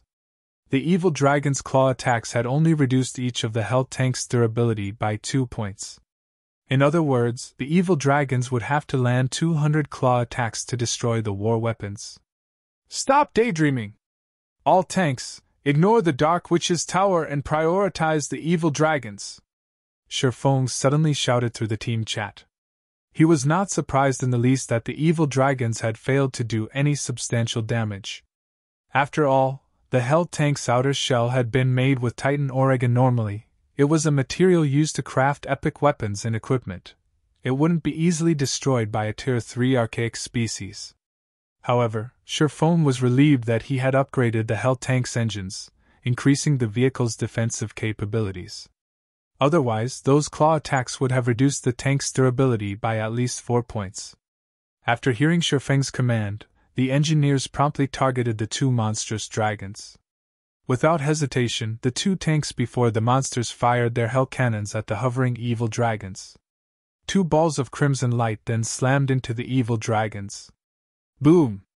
The attacks, which had the power of a peak Tier 3 attack, sent the two monsters flying over 20 yards backward as the evil dragons cried out in pain.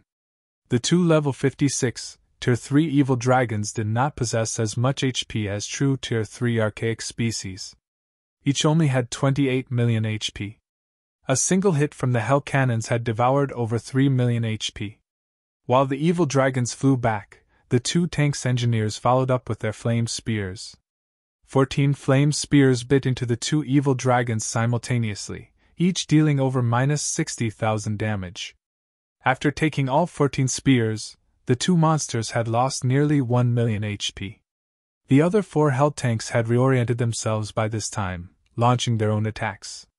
With how fast the Hell cannons' projectiles were, the evil dragons had no time to dodge the attack. They were only able to block and dodge the flame spears from the other 4 tanks. In the end, the two evil dragons had lost more than 1/3 of their total HPs after suffering a round of attacks from all 6 Hell cannons.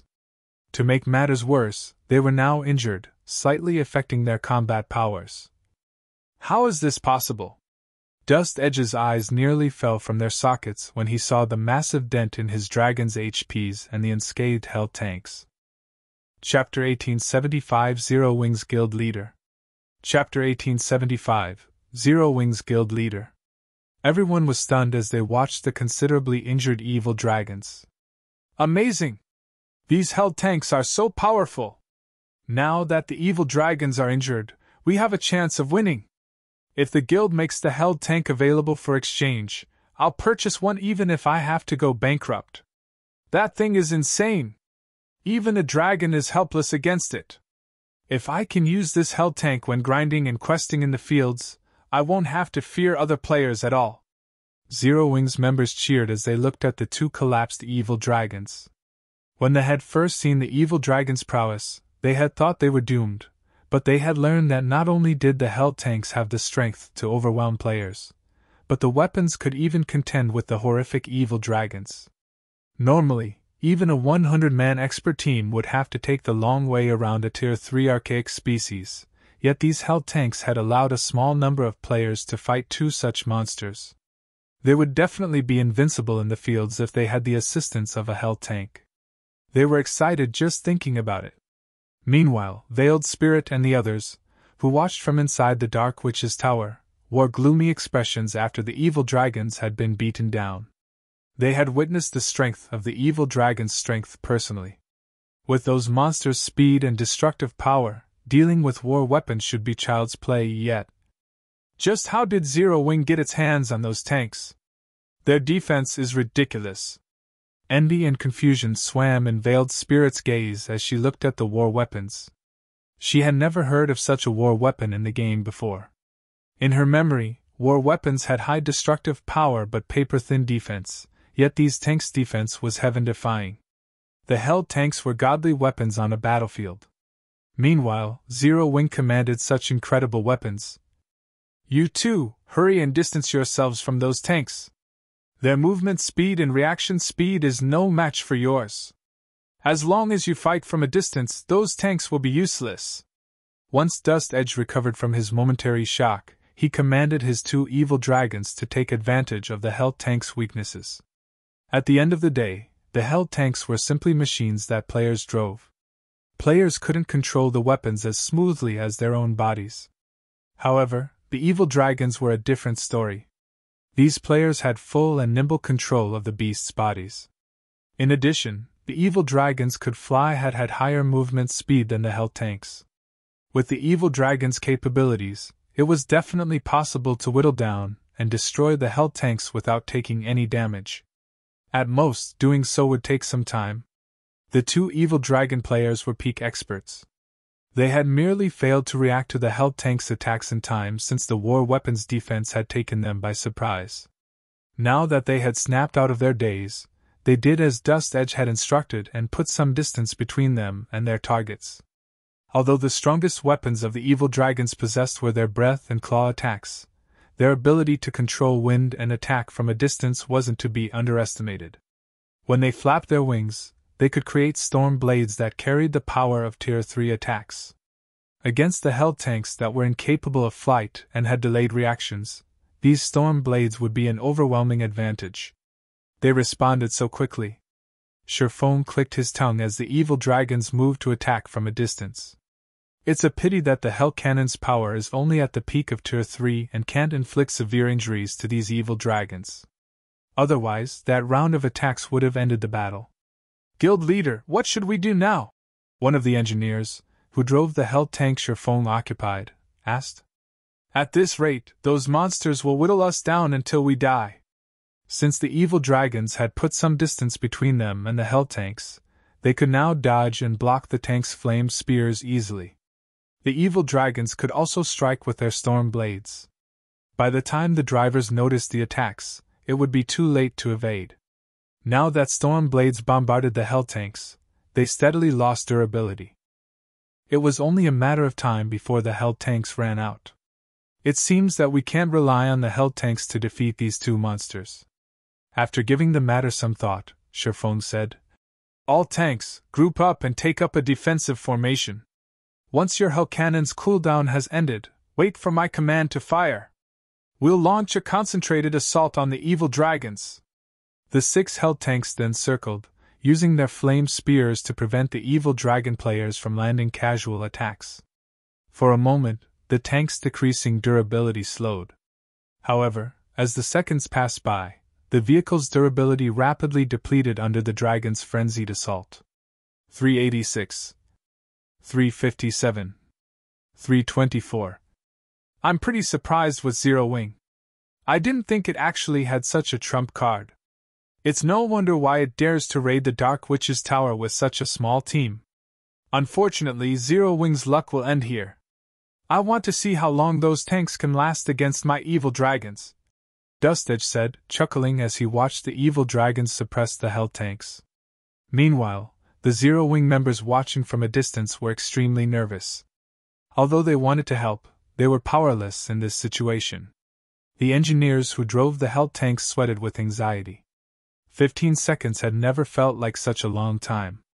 Just as the Hell Cannon's cooldown was about to end, Sherfone leaped out of the Hell tank, attracting the attention of everyone present. "Guild leader?" Zero Wing's members were stupefied as Sherfone suddenly emerged from his Hell tank. The Hell tanks were under heavy fire by the evil dragons, and the shockwave from the creatures' attacks was more than enough to kill players, yet Sherfone had left the relative safety of his Hell tank, exposing himself to the evil dragon's attacks. "Are they trying to surrender now that they know they can't win?" Dust Edge joked when he saw someone exit one of the tanks. The Shadow Claw members were similarly surprised. They could not understand why someone would leave the safety of the tank and put themselves in death's path. The evil dragons could even instant kill a Tier 2 player. As everyone chatted about this reckless player quietly, Veiled Spirit watched with a somber expression. Commander, has something happened? A female cleric asked curiously when she noticed the ugly expression on Veiled Spirit's face. Crap! That is Black Flame! Veiled Spirit shouted after getting a closer look at the figure. She hadn't been able to get a clear look at him since the evil dragon storm blades had kicked up dirt and dust around the hell tanks, but after watching carefully with squinted eyes, she recognized the player. Veiled Spirit could never forget Black Flame's appearance. After all, he was the sole reason that Shadow Claw's ambush on Zero Wing had failed so miserably. When they heard their commander's comment, the other Shadow Claw members grew nervous. In their minds, Black Flame's name was synonymous with monster. The man's most memorable feat was his ability to contend with a mythic monster by himself. Although he had only stood against the monster for a short moment, it was a display of strength that countless experts dreamed of commanding. Oh? He is Black Flame? Hearing Veiled Spirit's warning, Dust Edge squinted his eyes as he looked at Sherfong. Currently, Sherfong stood beside a hell tank, yet the man was utterly unfazed by the evil dragon's frightening aura. It was as if the evil dragons didn't even exist to Sherfong. Sure enough, he really is extraordinary. Unfortunately, even if Zero Wing's guild leader is here, there is no changing the guild's fate here. You two, get rid of him. It's time to put an end to Black Flame's undefeated legend. Upon receiving Dust Edge's command, the two evil dragon players licked their lips in anticipation and fanaticism as they watched Sherfong. He was the most famous individual in the Or Empire.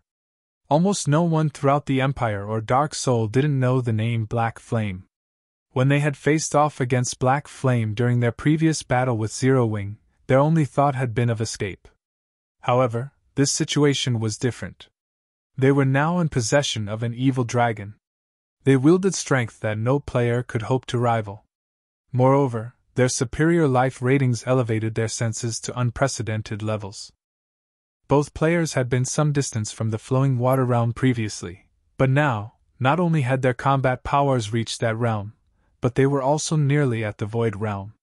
They were confident that they could easily defeat this legendary player. They were also extremely eager to fight Black Flame. Black Flame, hand over your life! The two evil dragon players flapped their wings and flew toward Sherfong, madness filling their eyes. Chapter 1876 Slaying Dragons in One Hit. Chapter 1876 Slaying Dragons in One Hit. Upon seeing the two evil dragon players flying toward Sherfong, the engineers controlling the hell tanks grew anxious. Protect the guild leader! Immediately, all 6 hell tanks fired their flame spears to hinder the movements of the two evil dragons. The 84 flame spears shot at the two evil dragons simultaneously. Normally, a Tier 2 player would have no choice but to wait for their death when faced with such an attack. However, dodging these attacks was no problem at all for the two Shadow Claw experts who possessed the physique of an evil dragon. Even if their huge bodies prevented them from evading all the flame spears, they could still rely on their claws to block the ones they couldn't dodge. Very quickly, the two evil dragon players weaved their way through the flame spears and arrived within 15 yards of Sherfong. They then simultaneously swung their massive paws at him, their silver claws tearing space apart as they sped toward Sherfeng's head. Just as the two paws were about to hit Sherfong, the sacred sword in his hand suddenly flashed. In the next moment, a massive bolt of lightning cut the space before Sherfong in half, spatial tears appearing in its wake. This move was none other than Lightning Slash, the additional skill of Killing Ray. The moment their claws came into contact with the massive lightning bolt, the two evil dragon players felt as if a truck had just hit them. Their bodies went flying over a dozen yards before crashing heavily into the ground, cratering it. Impossible! Is he really a player? Dust Edge and the others gaped in shock when they saw this scene. They simply could not believe their eyes. Sherfong had actually sent 2 level 56, Tier 3 archaic species flying. The shock they felt from seeing this scene was akin to that from seeing an ant flipping over an elephant. The other dark players hiding within the Dark Witch's tower were also rendered speechless at this scene. They didn't even know what had just happened. After all, everything was too quick.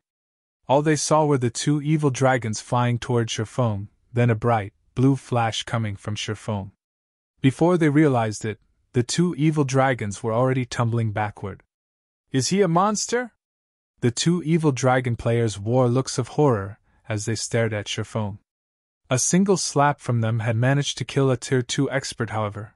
When they tried to do the same thing to Shifeng, not only did they fail to kill him, but they also actually lost in a competition of strength.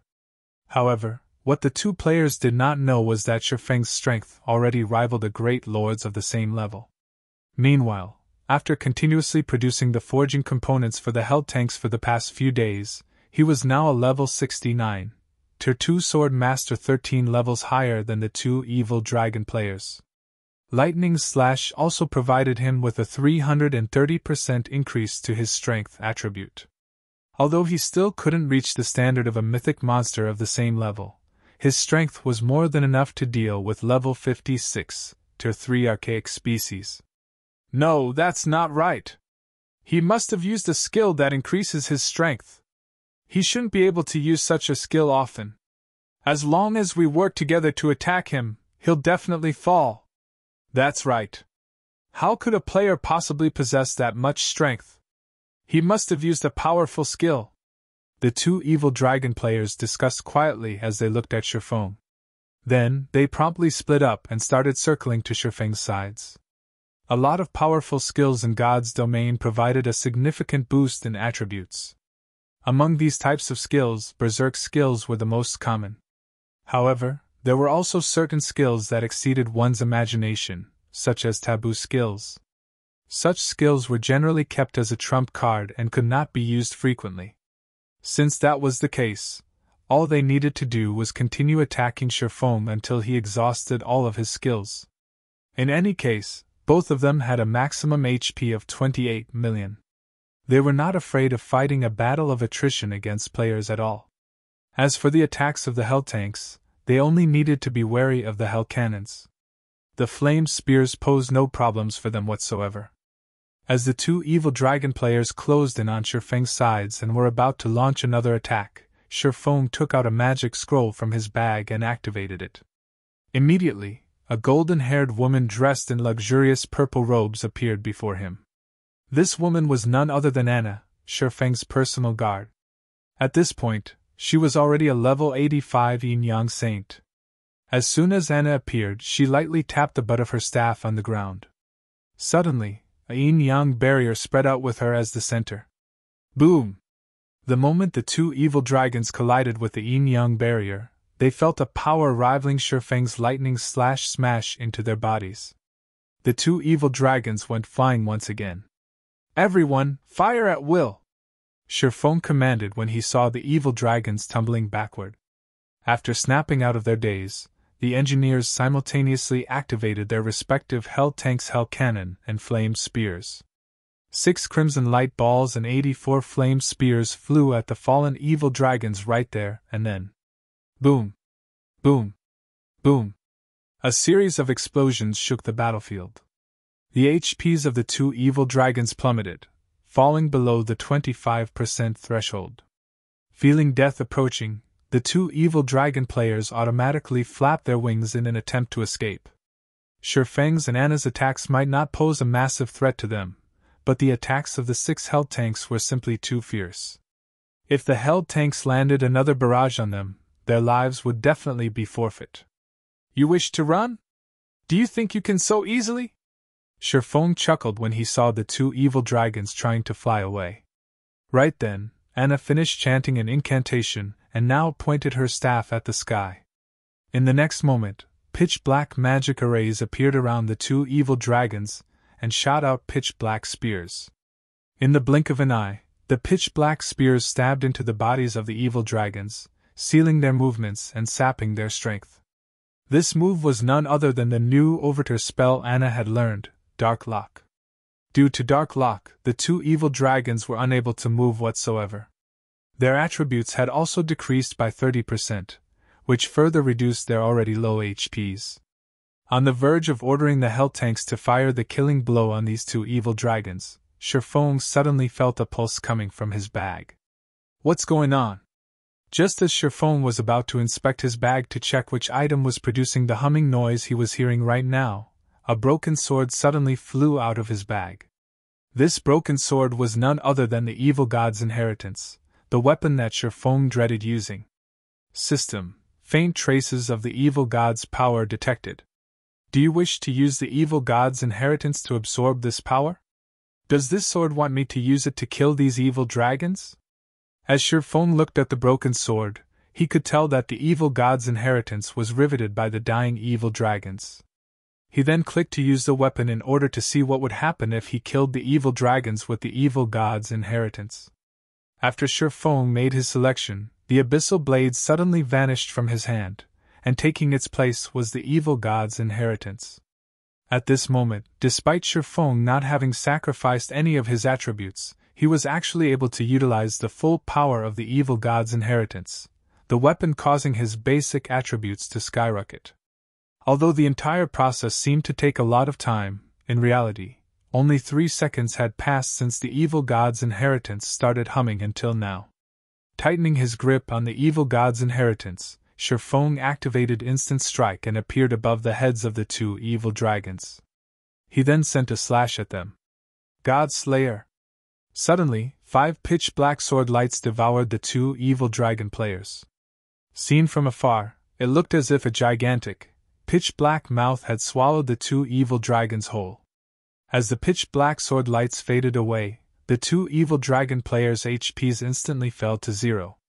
Their bodies petrified into 2 stone sculptures, which then disintegrated into dust particles that scattered on the wind. A short while later, all traces of the 2 evil dragons had thoroughly disappeared from the battlefield. Chapter 1877 Second Evil God's Mark. Chapter 1877 Second Evil God's Mark. As the 5 pitch-black sword lights disappeared, the 2 evil dragons disintegrated into dust and scattered with the wind. The players spectating from the distant watchtower only reacted after the 2 evil dragons had vanished. Hey died. Is Black Flame really a player? Everyone had gasped when they saw Shifeng's sudden attack. Although they understood that the 2 evil dragons had very little HP left, each had held on to over 1,000,000 HP, yet Shifeng had slain both with a single attack. The man's damage was horrific. When the dark players in hiding saw this, they abandoned any thought of killing Shifeng. They now considered the idea laughable and ignorant. It was no exaggeration to say that no player at this stage of the game could survive Shifeng's last attack. Unless they used an invulnerability skill, they would die in an instant if they tried to take on the swordsman. Furthermore, Shifeng had summoned a level 85 personal guard to his side. Anna had only moved her staff slightly, yet she had repelled both evil dragons. With such a personal guard, getting close to Shifeng would be utterly impossible. As for the person responsible for the evil dragon's deaths, he finally snapped out of his daze. What a powerful weapon! Not only was the Godslayer's skill was much stronger than before, but the weapon had also granted a much higher boost to his physique. He could feel his strength rival that of a Tier 3 player. Gaining a Tier 3 physique was a qualitative transformation for any player. Once players' physiques reached Tier 2, their 5 senses would sharpen, but when they wielded a Tier 3 physique, their natural response time would also improve. Originally, only talented players possessed the ability. Although ordinary people could improve their neural response time by training, there was a limit in addition. The training process would be intensely arduous, and very few people would be able to endure the hardships that awaited them. However, when players' physique reached Tier 3 in God's domain, their neural response time would improve. Although the improvement was a measly 10% or so, when applied in a high-speed battle between Tier 3 existences, the effects would be significant. For example, if a player with a Tier 2 physique could execute 10 attacks in a fixed time, then a player with a Tier 3 physique and the same basic attributes could execute 11 attacks. This additional attack would allow the player with the Tier 3 physique the chance of landing an attack on their opponent. By relying on the advantage of one extra attack, the player with the Tier 3 physique could eventually achieve victory. This was also why reaching Tier 3 was so difficult in God's domain. In the past, Tier 3 had been a threshold to determine whether a player was a true expert or not. Meanwhile, despite the evil god's inheritance being a shadow of its former self, equipping it had nearly boosted Shifeng's physique to the Tier 3 standard. One could easily imagine how powerful the evil god's inheritance was. It definitely wasn't something an ordinary legendary weapon could compare to. After killing the two evil dragons, the sound of a system notification reached Shifeng's ears. System: Evil God's inheritance has accumulated sufficient life force and recovered the second evil god's mark. Activating the second evil god's mark's ability. As the system notification ended, the evil god's inheritance began to transform. The blurry divine runes that covered the broken sword became much clearer. The ambient mana also avoided the broken sword due to these divine runes. Naturally, the broken sword's attributes had changed significantly. Evil God's inheritance, one-handed sword. A treasured sword that the evil god had once used. However, the sword had been destroyed in a battle, shattered into 3 pieces. Although the evil god's treasured sword had been destroyed, the evil god's power within remains intact. As long as one gathers all 3 fragments, it is possible to restore the sword to its past glory. This piece is the sword's broken hilt. By permanently sacrificing 8 points of all attributes, the user may temporarily use the sword's power. Although this sword has been severely damaged, it can still exert 1/10 of its original power. First Evil God's Mark. Power absorption can increase strength by a maximum of 120%, stamina by 30%, and all resistances by 120%. Second Evil God's Mark, Soul Devourer. Can cause tremendous damage to the target's soul. When this fragment is within 3,000 yards of other fragments, the fragments will resonate. Drops upon death. Cannot be traded. Soul Devourer? How tyrannical. Shifeng looked down at the evil god's inheritance in his hand with slight astonishment. In God's domain, items that could attack a person's soul were exceedingly rare. After all, the soul was a creature's foundation. Even if a player's soul only received a small amount of damage, it could double the player's death penalty. Depending on the severity of the damage, the affected player might even be prevented from logging into God's domain for several days. If a player's soul were thoroughly destroyed, they'd be forced to start over. This was why any item that could target a soul was incredibly precious. Superpowers treated these items as ultimate trump cards to deal with peak experts. And Soul Devourer was such a frightening ability. Of course, this ability wasn't without a price.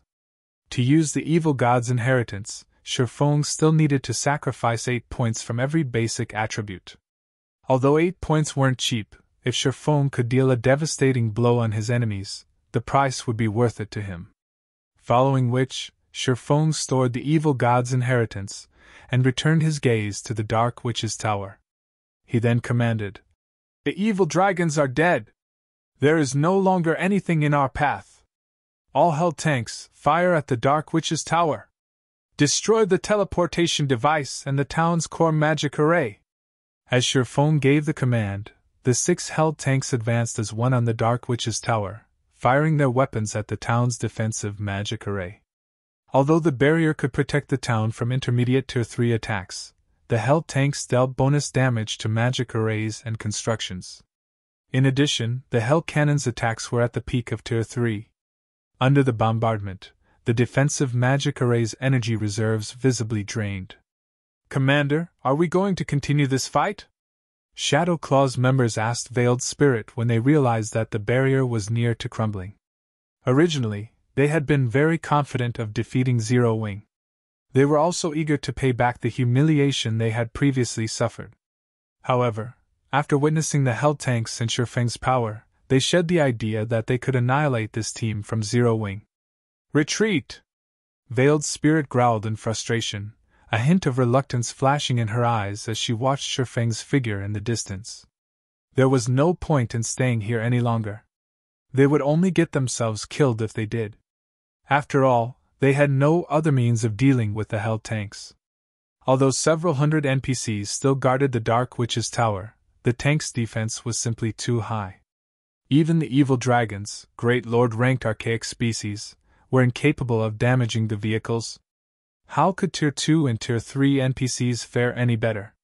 By the time Tier 3 NPCs destroyed the Hell tanks, the latter would have long since destroyed the Dark Witch's Tower's teleportation device and core magic array. When they heard Veiled Spirit's decision, Shadow Claw's members breathed a sigh of relief. They immediately retrieved return scrolls from their bags in an attempt to leave this dangerous place as soon as possible. If they tarried, they might get caught in the crossfire and lose their lives. Zero Wing! You may enjoy this victory, but the next time we meet, you'll be doomed, Dust Edge said, sneering as he tightened his grip on the two shattered gray crystal balls in his hands. He had lost this time, but the legacy he had acquired was still incomplete. He still lacked a lot of resources. Hence, the evil dragon crystals he had created were not of sufficient quality. However, now that the evil god's temple had partnered with Blackwater and Dark Soul, he was confident that he could create even stronger evil dragons in the future. At that time, his evil dragons would fall as easily as they had today. Dust Edge then took out his own return scroll and teleported away from the Dark Witch's Tower. When the remaining Dark players realized that the situation had taken a turn for the worst, they promptly fled the town. This allowed the Hell tanks to enter the town unhindered after they destroyed the defensive magic array. Meanwhile, only the town's Tier 3 NPCs posed any threat to the Hell tanks. However, with how few Tier 3 NPCs the town had, the Hell tanks endured the attacks as they destroyed the town's teleportation device and core magic array, which, in turn, destroyed the Dark Witch's Tower. Once the Dark Witch's Tower's core magic array had been obliterated, every player in the Or Empire received a system notification. Or Empire Region System Announcement. Congratulations to Zero Wing for destroying the Dark Witch's Tower. Rewarding 20,000 guild popularity and 1 basic teleportation device. The system announcement repeated 3 times, its content echoing in the minds of every player in the Or Empire. Chapter 1878 Dark Witch's Tower Destroyed Or Empire. Chapter 1878 Dark Witch's Tower Destroyed. Or Empire, Ancient Rock City. A large number of evil beasts and evil demons was currently battering Zero Wing's defensive magic array. Meanwhile, Zero Wing's members were doing their best to wipe out the monsters attacking them. The 200 miniature ballistas were practically firing nonstop. All kinds of explosions constantly echoed throughout the battlefield outside Ancient Rock City. As for the 5 mythic evil beasts, they were fighting a heated battle with the 3 heavily injured divine magic dragons. The battle between these 8 monstrosities had destroyed the terrain around them. No other monsters or players could get within 300 yards of these 8 mythic monsters. Meanwhile, the players spectating from a distance felt their blood boil as they watched the spectacular battle before them. Amazing! This war is simply amazing! Ancient Rock City really does have a lot of evil beasts and evil demons. With the battle having lasted this long, more than 50,000 monsters must have died already, yet the number of monsters on the battlefield doesn't seem to have decreased in the slightest. It really makes you wonder what gave Zero Wing the courage to attack Ancient Rock City. Hey, Zero Wing is plenty amazing already. Can't you see how many monsters are attacking Zero Wing's army right now? If it were any other large guild in Zero Wing's place, they would have long since drowned in that sea of evil beasts and evil demons already. However, even until now, Zero Wing has yet to suffer a single casualty. Although Zero Wing hasn't suffered any casualties yet, the energy of its magic barrier should be close to depletion already. Once the barrier's energy runs out, Zero Wing's army will be doomed. After all, those evil beasts and evil demons are all level 60 and above, with plenty of level 70+ great lords among them. Zero Wing's 100,000 players simply aren't enough to defeat all those monsters. Right now, the only thing I'm wondering is which will zero out first, Zero Wing's magic barrier or Ancient Rock City's monsters? Many of the spectating players had not expected the battle to escalate to such a point. The evil demons and evil beasts under Beast Emperor's command weren't existences that current players could go up against. However, by relying on its movement-type defensive magic array and miniature ballistas, Zero Wing had actually managed to fight Beast Emperor's forces to a standstill, and even shattered Ancient Rock City's defensive magic array. These were feats that were beyond most superpowers.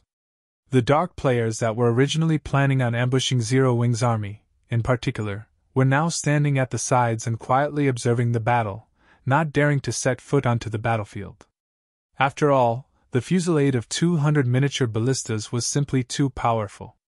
Each volley of arrows could easily kill several hundred evil beasts and evil demons, let alone players. However, while the independent players were surprised by Zero Wing's performance and had their opinions toward the guild changed drastically, the spectating upper echelons of the various superpowers remained very calm. In fact, some even reveled in Zero Wing's current predicament. Zero Wing sure is tenacious. Unfortunately, the outcome of this battle has already been decided. No matter how Zero Wing struggles, nothing will change. That movement-type defensive magic array costs a lot of magic crystals to sustain. However, there are millions of evil demons and evil beasts inside Ancient Rock City. At the end of the day, Zero Wing is simply too immature to try and use Beast Emperor as a stepping stone to rise to power in the Ore Empire. With this, Zero Wing should also understand its limitations. If it still insists on monopolizing the profits of the Secret Stone Fortress, then we'll have no choice but to have Zero Wing disappear from the Ore Empire. However, Zero Wing has really given us a great surprise this time. I never thought that it could force Beast Emperor to use one of his trump cards. When we tried to capture Ancient Rock City in the future, we'll have to think of a countermeasure for that attack first. The spectating upper echelons of the various superpowers sneered as they watched Zero Wing's members.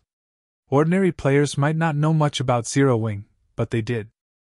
They had done a thorough investigation of Zero Wing already. They even knew how many magic crystals it cost to use the movement-type defensive magic array each time. Hence, they were well aware that Zero Wing would not last very long against Beast Emperor. Although Zero Wing's performance had indeed surpassed their expectations, that still wasn't enough to convince them of Zero Wing's strength.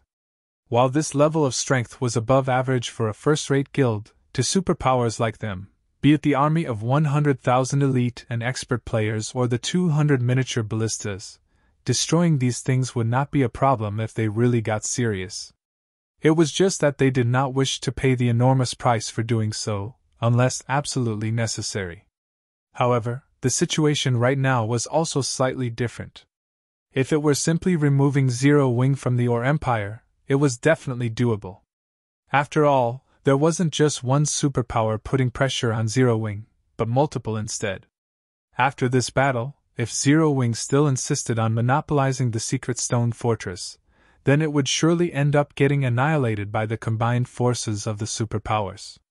At that time, each superpower would only have to pay a small price to get the deed done.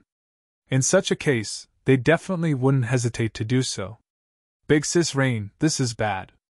Although Zero Wing is trying to prove itself qualified to monopolize the Secret Stone Fortress, according to the reports we've received thus far, several superpowers operating in the Ore Empire have already come to a secret agreement. As long as Zero Wing refuses to become a subordinate guild of one of them, they will remove Zero Wing from the Ore Empire.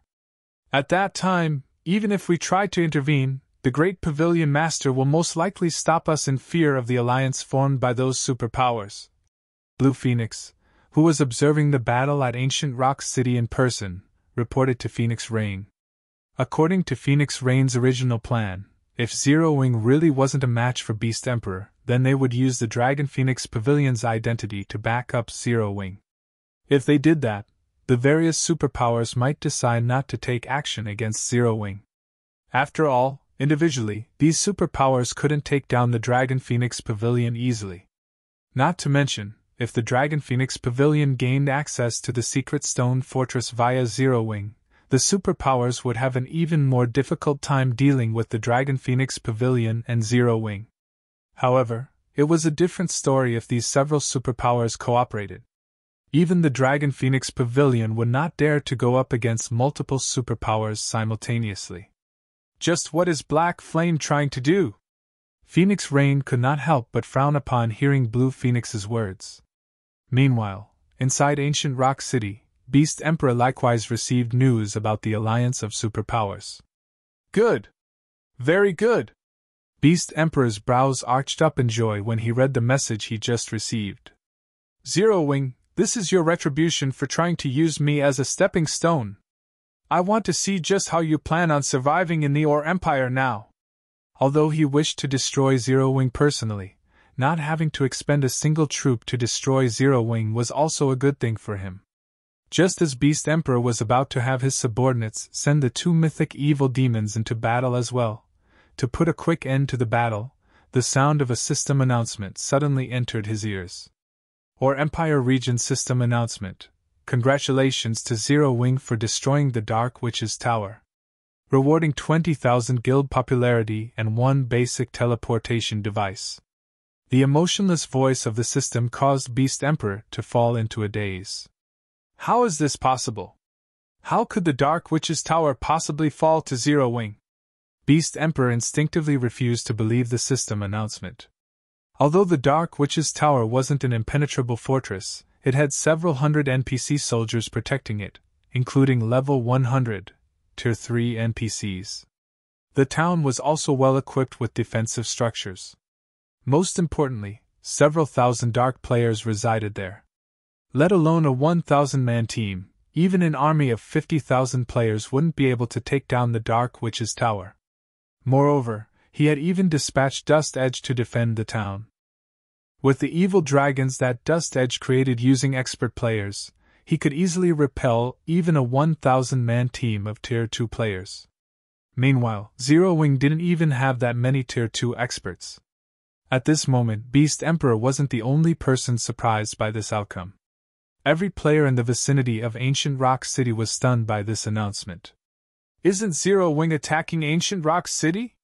How did the Dark Witch's Tower become the one captured instead? Did the system make a mistake? Isn't the Dark Witch's Tower a gathering point for Dark players? I recall that there should be several hundred Dark NPCs guarding it. How could it possibly be destroyed? What did Zero Wing do to the Dark Witch's Tower?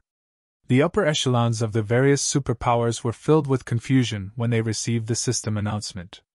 However, after snapping out of their daze, they promptly had their subordinates investigate into the matter. The Dark Witch's Tower might not be as sturdy as Ancient Rock City, but it was still a location that the superpowers were helpless against. Hence, they found it incredible that Zero Wing had managed to destroy the Dark Witch's Tower. After all, Zero Wing's main army was clearly attacking Ancient Rock City right now. How could Zero Wing have any extra forces to spare to attack the Dark Witch's Tower? Moreover, Zero Wing had even destroyed it. Chapter 1879 Qualifications to Establish a Foothold. Chapter 1879 Qualifications to Establish a Foothold. The sudden news of the Dark Witch's Tower's destruction stupefied the Dark players at Ancient Rock City. The Dark Witch's Tower is gone. What's going on? Pathless frowned when he received the system announcement. Shouldn't Shadow Claw be over there? The Dark Witch's Tower was an important stronghold for Dark players like him. It was also the only teleportation point in the Or Empire's southeastern region, serving as an important foundation for Dark players to take control of this region. Losing the Dark Witch's Tower meant that Dark players would have much more difficulty operating in the Empire's southeastern region in the future. After all, with how large the Or Empire was, traveling around the Empire without teleportation points was very inconvenient. Hence, Dark Soul and the other Dark powers normally stationed some experts to guard the Dark Witch's Tower. After hearing that Zero Wing had sent a 1,000-man team toward the town, Pathless had even made a point to instruct Veiled Spirit to bring some of Shadow Claw's experts over. Despite that, he was actually being told that the Dark Witch's Tower was no more. At this moment, Pathless felt as if the system was playing a joke on him. Veiled Spirit had brought 300 experts with her to the Dark Witch's Tower. Even if she didn't receive any help from the other Dark players there, with the town's defensive structures and NPCs, she could easily fend off a team of 1,000 players. Pathless immediately contacted Veiled Spirit to find out what exactly had happened at the Dark Witch's Tower. With the loss of the Dark Witch's Tower, Dark Soul would have a much more difficult time dealing with Zero Wing's Silverwing Town. This unexpected development might even severely affect the Alliance's plans. The various superpowers also launched their own investigations into this matter, some even offering to purchase the relevant information at high prices. They were very curious to find out just how Zero Wing had destroyed the gathering point that they had been helpless to do anything against all this time. The lucrative offers very quickly attracted the attention of the Dark players that had fled the Dark Witch's Tower. They promptly sold the battle videos they recorded to the superpowers. After watching the battle at the Dark Witch's Tower, the superpowers were thoroughly rendered speechless. Although the battle at the Dark Witch's Tower was not as stirring as the one at Ancient Rock City, it displayed Zero Wing's frightening combat power and potential. 6 Hell tanks had actually managed to slaughter 2,000 Dark players without taking any damage. The destructive power the Hell tanks possessed could practically rival that of the Magic Tower. Meanwhile, the battle against the evil dragons afterward was even more jaw-dropping. Despite being Tier 3 archaic species, the 2 evil dragons had actually failed to inflict any noticeable damage on the Hell tanks. Even for the various superpowers, this was the first time they had heard of or seen such a frightening war weapon. The Hell tank boasted both heaven-defying destructive power and defensive capabilities, which would make it an absolute nightmare on a battlefield. Of course, dealing with the Hell tanks wasn't exactly impossible. Only, the cost would be exorbitant. For example, Tier 4 large-scale destruction magic scrolls. Attacks at the Tier 4 standard would definitely be effective against the Hell tanks. However, the question was, how effective would they be? How many of such magic scrolls would be needed to destroy a Hell tank? Even superpowers like themselves had great difficulty getting their hands on Tier 4 magic scrolls, not to mention Tier 4 large-scale destruction magic scrolls. These things were treated as their guild's foundations. They were tools that should not be used casually. Moreover, the most frightening aspect about the Hell tank was that, aside from being useful in siege battles, it would also be effective in guerrilla warfare. 6 Hell tanks could effortlessly slaughter over 2,000 expert players. In the future, when Zero Wing came across ambushes involving hundreds or thousands of players, it could deploy just 1 Hell tank to fend off these ambushes. With this, trying to whittle down Zero Wing's strength by ambushing its members would become much more difficult. As for conducting ambushes on the scale of parties or small teams, such attacks would simply be a waste of time and resources, as they would not cause Zero Wing any substantial damage. So, this is the trump card Black Flame has kept hidden? Truly amazing. Blue Phoenix was filled with envy after she finished watching the video of the battle at the Dark Witch's Tower. The 6 Hell tanks were akin to 6 mobile magic towers. It was no wonder Zero Wing did not need any direct assistance from the Dragon Phoenix Pavilion. One could say that, with these Hell tanks, Zero Wing had the qualifications to establish a foothold in the Ore Empire. Although the various superpowers operating in the Ore Empire had banded together, there was still a limit to the number of forces each superpower was willing to dispatch. They would not send their main armies to fight Zero Wing in a frontal confrontation. After all, Silverwing Town's defenses were no laughing matter. Even if they could capture the town, the price of doing so was not one that the various superpowers were willing to pay. At best, they would dispatch some members to conduct guerrilla warfare against Zero Wing or economic wars.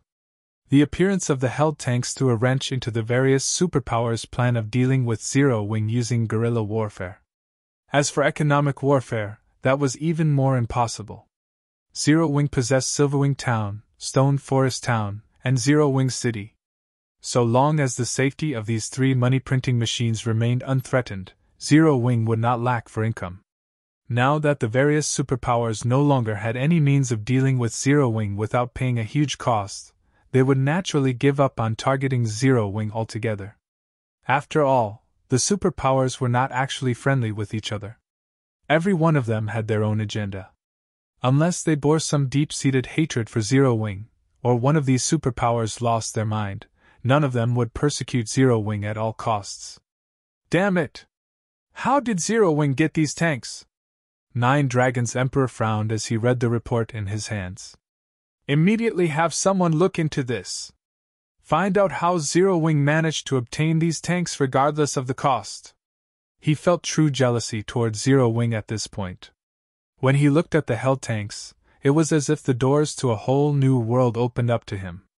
While expert players were important, tanks could also play a huge role in future struggles in God's domain. Understood. Marshal Dragon nodded before turning around to leave. In reality, Nine Dragons' Emperor wasn't alone in having such thoughts. Every major power that had watched the battle at the Dark Witch's Tower basically had the same thought as well. The appearance of the Hell tank signaled the end of the era of numerical strength. The upper echelons of every major power had immediately ordered their subordinates to conduct a thorough investigation into the Hell tank.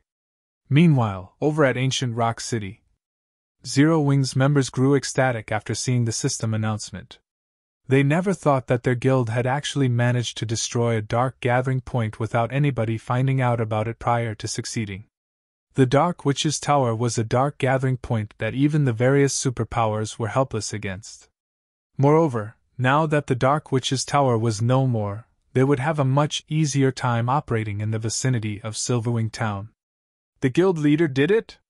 Aqua Rose could not help but smile when she saw the system notifications. Since that is the case, start retreating. With the destruction of the Dark Witch's Tower, Blackwater and Beast Emperor had lost a crucial tool against Zero Wing. Without the threat of the Dark players, Silverwing Town's development would recover to its peak.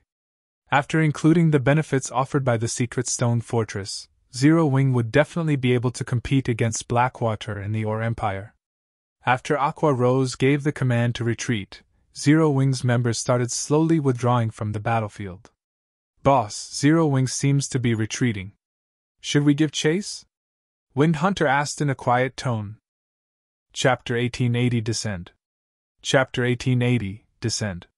Hearing Wind Hunter's question, Beast Emperor could not help but turn towards the Blackwater members and Dark players watching the battle outside of the city. When Zero Wing had begun its retreat, a hunger to take action swept through the two groups of players. Although the movement-type defensive magic array protected Zero Wing's army, it could only withstand up to Tier 3 attacks. Tier 4 attacks would exceed the magic array's tolerance and shatter the array. Although the 3 divine magic dragons had the 5 mythic evil beasts tied up right now, he still had 2 mythic evil demons on reserve. Following which, Beast Emperor gazed at the many destroyed buildings behind him with a cold glint flashing in his eyes. He felt his heart ache as he looked at the destroyed buildings. Although the buildings had only been basic constructions, they were still important for nurturing evil beasts and evil demons. It would cost him a lot of evil gods' temple contribution points to repair them all. Meanwhile, Zero Wing, the cause of this destruction, wanted to get away from the battle without suffering a single casualty. Zero Wing! First, you used me as a diversion to attack the Dark Witch's Tower, and now, you want to disengage safely? Do you think you own this place? Beast Emperor sneered at Aqua Rose and the others' retreating figures. Mobilize all mythic and Grand Lord ranked evil demons. Send in Elder Whales. I want to teach Black Flame how foolish his decision was to send an army up against Ancient Rock City. If he allowed Zero Wing City to leave Ancient Rock City unscathed after this incident, both he and the evil god's temple would become a laughingstock throughout the Ore Empire. He could not allow that to happen. Not only did he intend to display the might of the evil god's temple before Zero Wing, but before every major power watching this battle as well. Are we really going to mobilize Elder Whales? Wind Hunter gasped when he heard Beast Emperor's command. He hadn't thought that Beast Emperor would involve Der Whales, the branch temple's Tier 4 NPC in Ancient Rock City. Elder Whales was the strongest trump card Ancient Rock City had at the moment. They had also gone through great lengths to secure a single opportunity to request the NPC's assistance. Initially, they had planned to save the opportunity for their assault on Silverwing Town. He had never expected Beast Emperor to use it here. Of course. I want to Black Flame to learn how foolish it was to send a measly army of 100,000 players to attack my city. If we destroy Zero Wing's army here, the guild's hold over the Secret Stone Fortress will crumble, Beast Emperor said, a hint of madness in his eyes. Although mobilizing Elder Whales now would ruin his original plans, destroying 100,000 of Zero Wing's elite and expert players would land a heavy blow to the enemy guild. This defeat might even be enough to encourage the various superpowers to strike against Zero Wing. Understood, Windhunter said, clearly eager. He couldn't wait to see the enemy's expressions when they were dragged to the pits of hell only moments after celebrating a victory. Meanwhile, Blackwater's members quietly observed the battle outside of Ancient Rock City from a safe distance. Commander Scar, Zero Wing has begun its retreat. When are we going to make our move? Finally! This is our Heavenly Eagle Legion's chance to show the Vice Guild leader our worth. I don't think there's a need to wait until both sides are severely injured. We can simply charge in and slaughter Zero Wing's members. Isn't it just a defensive magic array? That Beast Emperor really is useless. He still hasn't destroyed it. The 20-plus players behind Snow Scar, a Tier 2 Berserker, were growing impatient after such a long wait. If Phoenix Rain were present, she would have been astonished to see these players. Not only were they all level 56-plus, Tier 2 players, but they were also famous experts in the Iron Empire. Originally, they had either been known independent players or top-ranked experts from first-rate guilds. Some were even dark players. Overall, everyone in the Iron Empire was familiar with these players. They all wielded a level of power that even first-rate guilds were helpless against. Some of them even had special means that could cause the various superpowers headaches. Yet, these 20-plus players had gathered here. Moreover, they had joined Blackwater. Why wouldn't this be shocking? Let's wait for a bit. Ancient Rock City should make its move soon. If the situation hasn't changed in the next few minutes, it won't be too late for us to attack, Snow Scar said, smiling at the restless group of players around him. Honestly, even he felt somewhat powerless against this group. These people usually acted like lawless criminals in the Iron Empire since so few players weren't capable of challenging them. A few of these players even had the strength to rival him. If they decided to rampage, he wasn't confident that he could stop them. Only Xuan Wuqisha was capable of truly controlling these madmen. However, she was also the reason that this bunch had joined the Heavenly Eagle Legion. After hearing Snow Scar's decision, the other Heavenly Eagle Legion members fell silent, returning their attention to Zero Wing's army. As Zero Wing's army organized its retreat from the battlefield, over a dozen figures flew out of Ancient Rock City. Upon seeing these figures, the watching crowd, all of whom had assumed that the battle had reached its end, were stupefied. What's going on? Why is a Tier 4 NPC here? There's not just a Tier 4 NPC.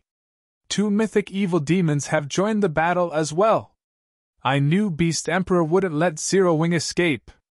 This is going to be interesting. Beast Emperor is too ruthless. Zero Wing will suffer a massive loss this time. Beast Emperor still had so much power hidden? The spectating crowd was stunned as they watched the dozen or so figures rapidly approach Zero Wing's force. Even the spectating superpowers were astonished. Although there were only a dozen or so new arrivals, the group had enough combat power to capture a guild town. After a moment of silence, Wales, a level 80, Tier 4 NPC, appeared above Zero Wing's army. He then pointed his staff at the sky above him. Offenders of the evil god, the punishment for your crimes is death.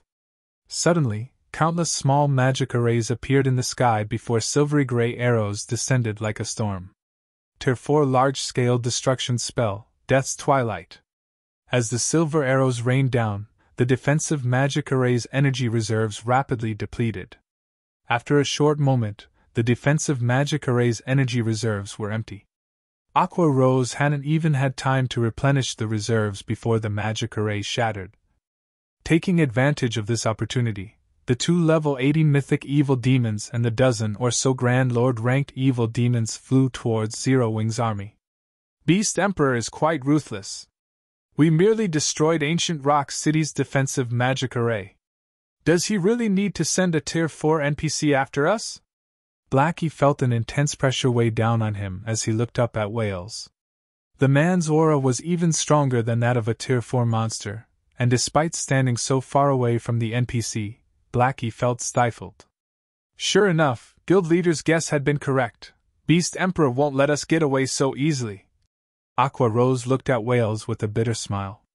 She had to admit that Beast Emperor was a formidable foe.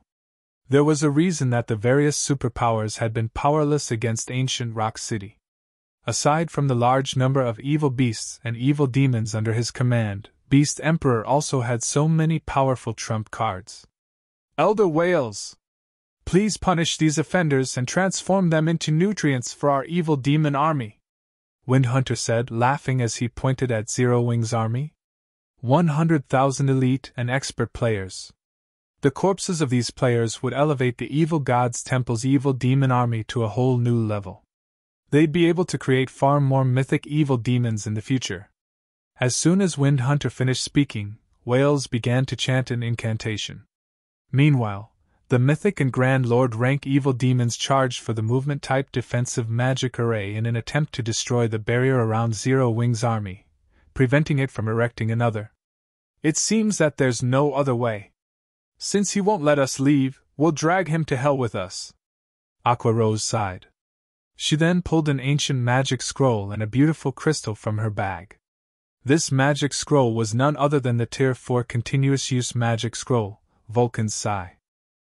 As for the beautiful crystal, it was an elemental source Melancholic Smile had acquired with great difficulty after scouring through the various kingdoms and empires. Source of blazing fire. Vulcan's kin, descend! Chapter 1881 Disaster Incarnate. Chapter 1881 Disaster Incarnate. When Aqua Rose activated Vulcan's Sigh, which was powered by the source of blazing fire, darkness suddenly flooded the sky above the battlefield. Following which, a gigantic spatial tear opened up in the sky. Meanwhile, at this moment, the players and the monsters on the battlefield had frozen in their tracks, gazing at the black hole in the sky in fear. What did she do? Wind Hunter, who currently stood on ancient Rock City's city wall, shuddered in fear when he saw the hill-sized eyeball inside the black hole. Right now, he could clearly feel death looming over him. Let alone Wind Hunter, even the Tier 4 NPC Wales turned pale when he sensed the dreadful aura coming from the gigantic eyeball. He couldn't even move his body right now. As the aura intensified, the black hole spat out flaming meteors. In the blink of an eye, the flaming meteors illuminated the sky brightly. Before anyone could react, the flaming meteors descended on the evil beast and evil demon army, the impact causing countless explosions and screams of agony to resound in the battlefield. At this moment, it was as if Armageddon had arrived as the entire battlefield shook. Among the evil beasts and evil demons caught within the range of the flaming meteors, those at the Lord rank and below were killed instantly. Meanwhile, the meteor shower covered a 700-yard radius at the very minimum. By the time the meteor shower ended, the terrain of the battlefield had undergone an earth-shattering transformation. Aside from the monsters at the Great Lord rank and above, everything else caught within the AoE of Vulcan's Sigh was now ashes. Even the two mythic evil demons, which were unfortunate enough to be in the attack's AoE, had fallen into a heavily injured state, their combat power plummeting.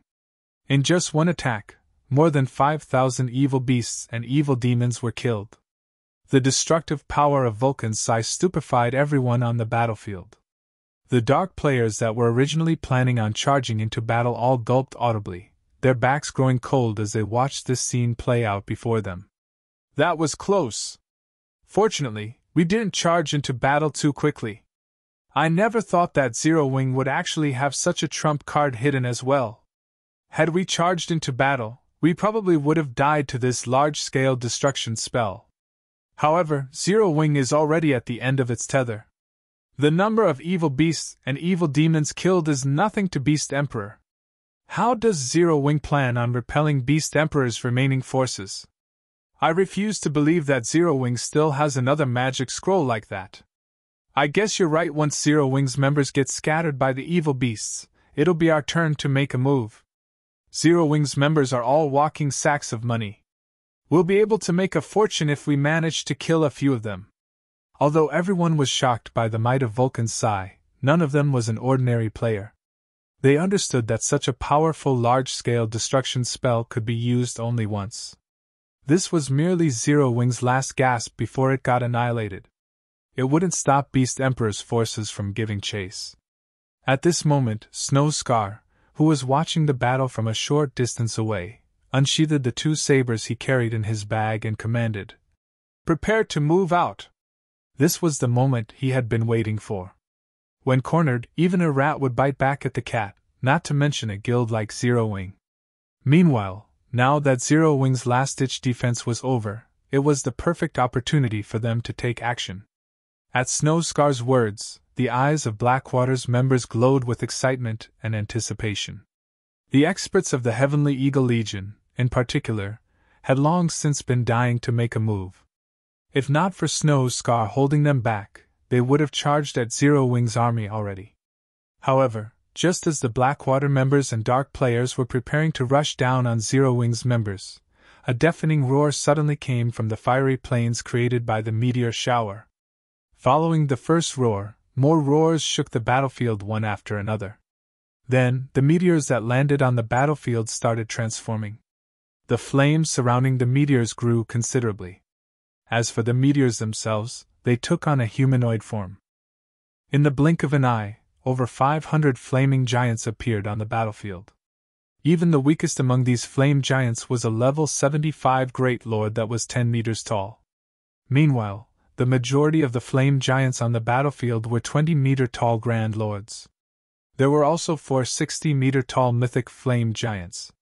These 4 mythic flame giants looked like 4 flaming mountains as they stood on the battlefield. Everywhere these mythic flame giants passed became a sea of flames. Lava also flowed down from their bodies continuously, turning the area within 100 yards of the mythic flame giants into a lava field.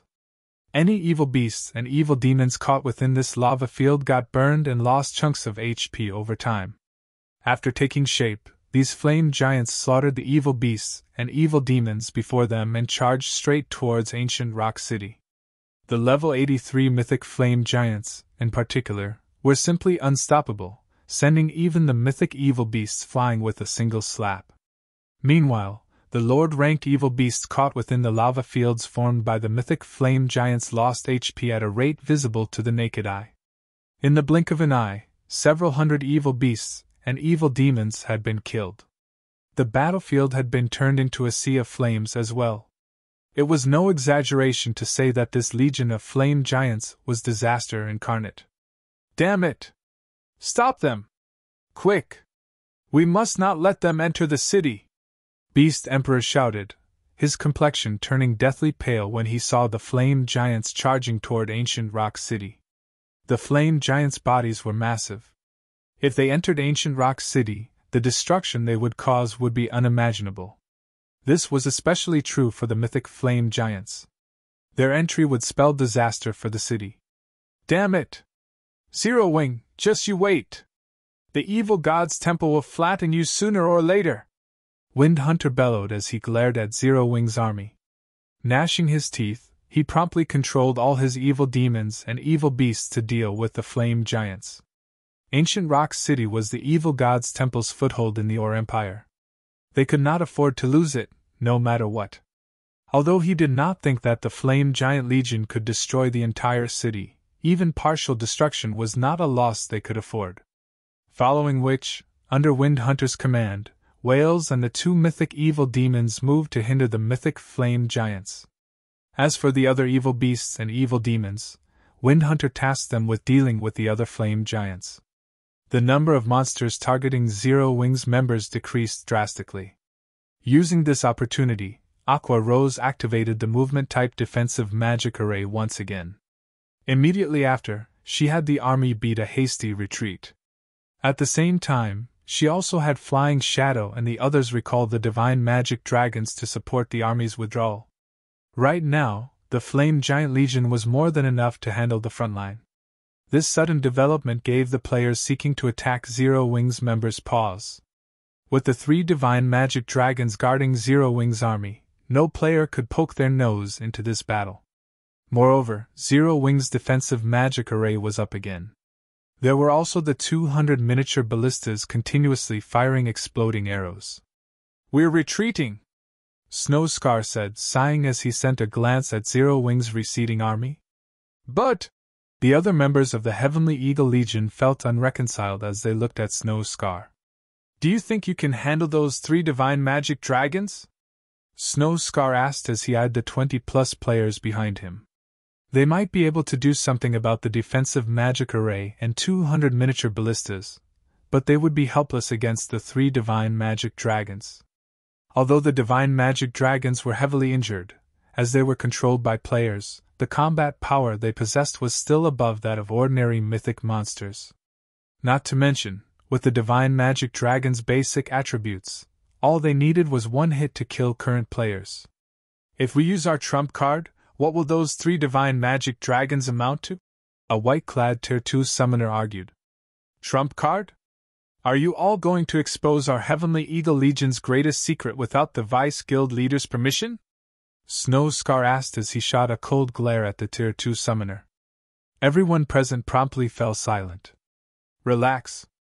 You'll have plenty of opportunities to perform in the future.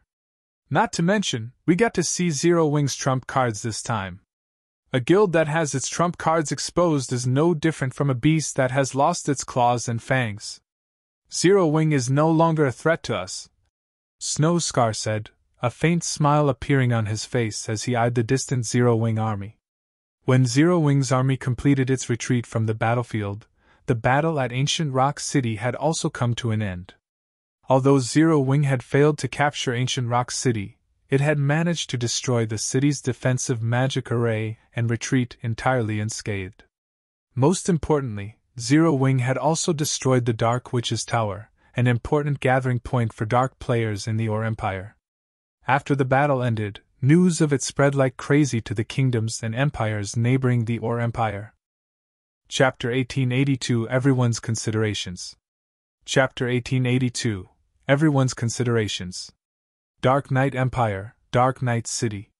Many players roamed along the city's streets. Players visiting the city for the first time were awed by its prosperity. As one explored the busy streets, they'd encounter level 55 or above players who wore level 50 secret silver equipment. Tier 2 experts were also relatively common. Meanwhile, Starlink's guild residents sat at the heart of the city. It was one of the most eye-catching sights within the city, and there was always a long line of players seeking to join the guild outside its entrance. Why does it feel like more players have applied to join Starlink recently? I've even heard rumors that players from outside of the Dark Knight Empire have come to join Starlink. That's only natural. I've heard that Starlink has acquired a magic crystal vein, so the guild no longer lacks magic crystals. Moreover, the guild recently cleared a path to the Sea of Trees and can now travel to the area. The Sea of Trees? Are you talking about the Dark Knight Empire's rumored Dream City? Of course. What else would I be talking about? I've heard that the Sea of Trees is a wonderful place, protected by the 6 great primordial elf kings. It also has a passage that allows you to complete your promotion to Tier 2. You can actually skip the regular Tier 2 promotion quest. The passage is also easier than the normal promotion quest, although, once you complete the trial, you don't get one of the main Tier 2 classes, but a special Tier 2 class. A special Tier 2 class? That's right. It's a semi-support class called Traveling Bard. The class is a combination of the Berserker, Elementalist, Cleric, and Oracle classes. How awesome! You can actually skip the normal Tier 2 promotion quest? The Tier 2 promotion quests are so difficult that you're not guaranteed to pass if even with the full support of a large guild. I wonder when we'll get to visit the Sea of Trees. Even if I can't complete my normal Tier 2 promotion quest, becoming a Tier 2 traveling bard isn't a bad idea. At the very least, I'll be much stronger than a Tier 1 berserker. Keep dreaming. That's the Sea of Trees we're talking about. How could it be so easy to visit? Only Starlink, the force responsible for opening the path to the city, can lead a large number of players to it. Why do you think experts from other countries are coming to join Starlink? Everyone's trying to get into the Sea of Trees through the guild.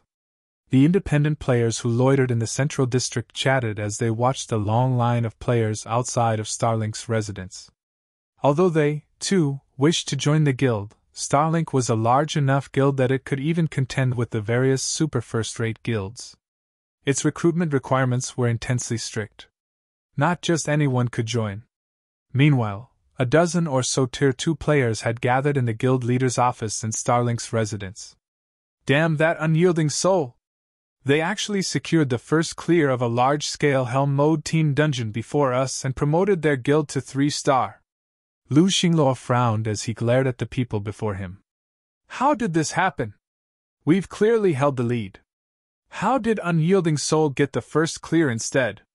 Guild leader, based on our investigations, Unyielding Soul has acquired a large number of powerful weapons and tools to increase their raid team's combat power significantly.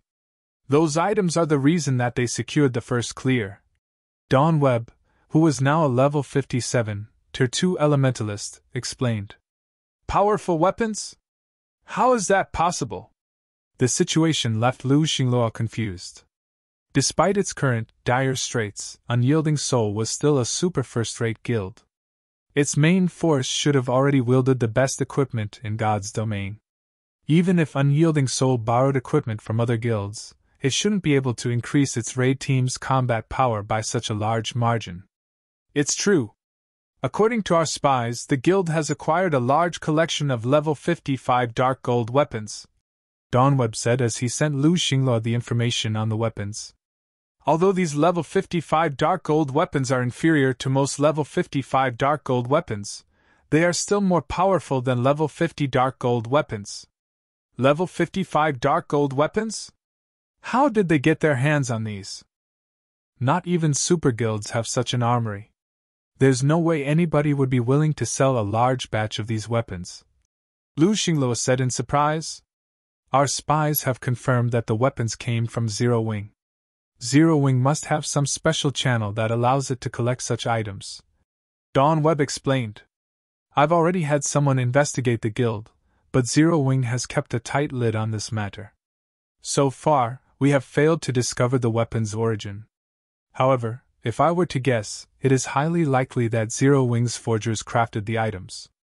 Even the various superpowers are struggling to raid level 50 team dungeons. Other than special quests or high-level field bosses, it is almost impossible for players to acquire level 55 dark gold weapons right now. Furthermore, Zero Wing sold the weapons to Unyielding Soul in bulk. It is very likely that Zero Wing's forgers have managed to create a level 55 dark gold weapon by luck or found the forging designs, mass-producing the weapons. Zero Wing? Lu Xingluo's expression darkened when he heard the name.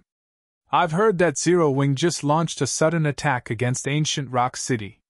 What was the battle's outcome? Zero Wing had already dared to disobey him. Now, the guild had assisted Unyielding Soul, his guild's rival. Due to the assistance, Unyielding Soul had recovered its momentum and become an even greater thorn in his side. Zero Wing has failed, Dawnweb said softly after giving the matter some thought. I know that. That's Beast Emperor we're talking about. How could that old bastard be so easy to defeat? The old bastard was even lucky enough to acquire a legacy from the evil god's temple, Lu Xingluo said, nodding. I want to know how severe Zero Wing's losses were. There were none. After failing to capture ancient Rock City, Zero Wing used a powerful magic scroll to stop Beast Emperor's army before retreating from the battlefield. Dawnweb explained. Although Zero Wing failed to capture ancient Rock City, however, the guild did destroy the Dark Witch's Tower, one of the Dark Player's teleportation points in the Or Empire. How? Lu Xingluo's eyes widened with shock. Finding this revelation somewhat unbelievable, he continued. I thought Dark Soul guarded the town. Although he did not know exactly how powerful the Dark Witch's Tower was, even superpowers would have to pay a high price to destroy it since it was protected by high-level NPCs, much less a guild like Zero Wing. Moreover, Zero Wing had been engaged in a battle against ancient Rock City while it had attacked the Dark Witch's Tower. That's correct. During the battle with the Dark Witch's Tower, Zero Wing revealed war weapons that no one has seen in the game before. This weapon operates like a mobile magic tower. It even has extremely high defense. The attack on the Dark Witch's Tower succeeded due to these weapons. All of the various superpowers are looking into it to find a way to acquire the weapons for themselves, Dawnweb reported, nodding. He then forwarded the Dark Witch's Tower's battle video to Lu Xingluo. The ability to produce level 55 dark gold weapons, and now this? Zero Wing is unexpectedly capable. After Lu Xingluo watched the video, his lips curled into a smile as he said, "Very good. I had simply planned to destroy Zero Wing, but it seems that the guild still has some value. Change of plans. Notify our subordinates to bring me these items. What about the Sea of Trees? We've gone to great lengths to acquire the 8 keys from the Thorn Fortress. Are we going to give up now that we're so close to the final struggle?" Dawn Webb asked hurriedly. "Of course not. We'll deal with the Sea of Trees first, then we'll take care of Zero Wing," Lu Xingluo said. As he looked at the held tanks on his screen, a hint of greed flashed in his eyes. "All right, go, see to the necessary preparations." "Understood." Dawn Webb nodded. He then led his men out of the office.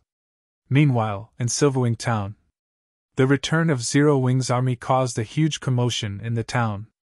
After all, the battle's outcome had been striking. Although Zero Wing had failed to take down Ancient Rock City, the Dark Witch's Tower's destruction ensured that dark players would no longer pose a threat to Silverwing Town. Including the guild's occupation of the secret stone fortress, Zero Wing had secured the Ore Empire's southeastern region. No force would be able to hinder the guild's members now. With the rich leveling resources in the Ore Empire, Zero Wing's development speed would skyrocket. For a time, independent players from other countries traveled to Silverwing Town in hopes of joining Zero Wing. Many among them were expert players. "Guild leader, the various superpowers representatives have left. They all expressed their congratulations on garrisoning in the secret stone fortress," Aqua Rose said, smiling at Shifeng as he organized and inspected the loot he had acquired from the Dark Witch's Tower. However, Hellfiend from King's Return wore a particularly grudging look when he left. "You should have seen how funny it was. It seems that they intend to give up on pressuring our guild." Shifeng nodded. The outcome didn't surprise him. Now that the potential losses outweighed the gains, it was only natural that the various superpowers gave up on targeting Zero Wing. "Right, Unyielding Heart has also come to meet you. He has brought a few people with him this time. He says that he has a huge business proposition for you," Aqua Rose said. "They're currently waiting in the second floor's VIP reception room. Would you like to meet with them now? A business proposition? All right, let's head over and see what they have to say." Shifeng was relatively curious about Unyielding Heart's sudden visit. He and Aqua Rose then left the guild warehouse and headed for the second floor VIP reception room. You're tuning into the Phoenix Knights YouTube channel. Don't forget to subscribe and join us on this journey to catch the most captivating stories.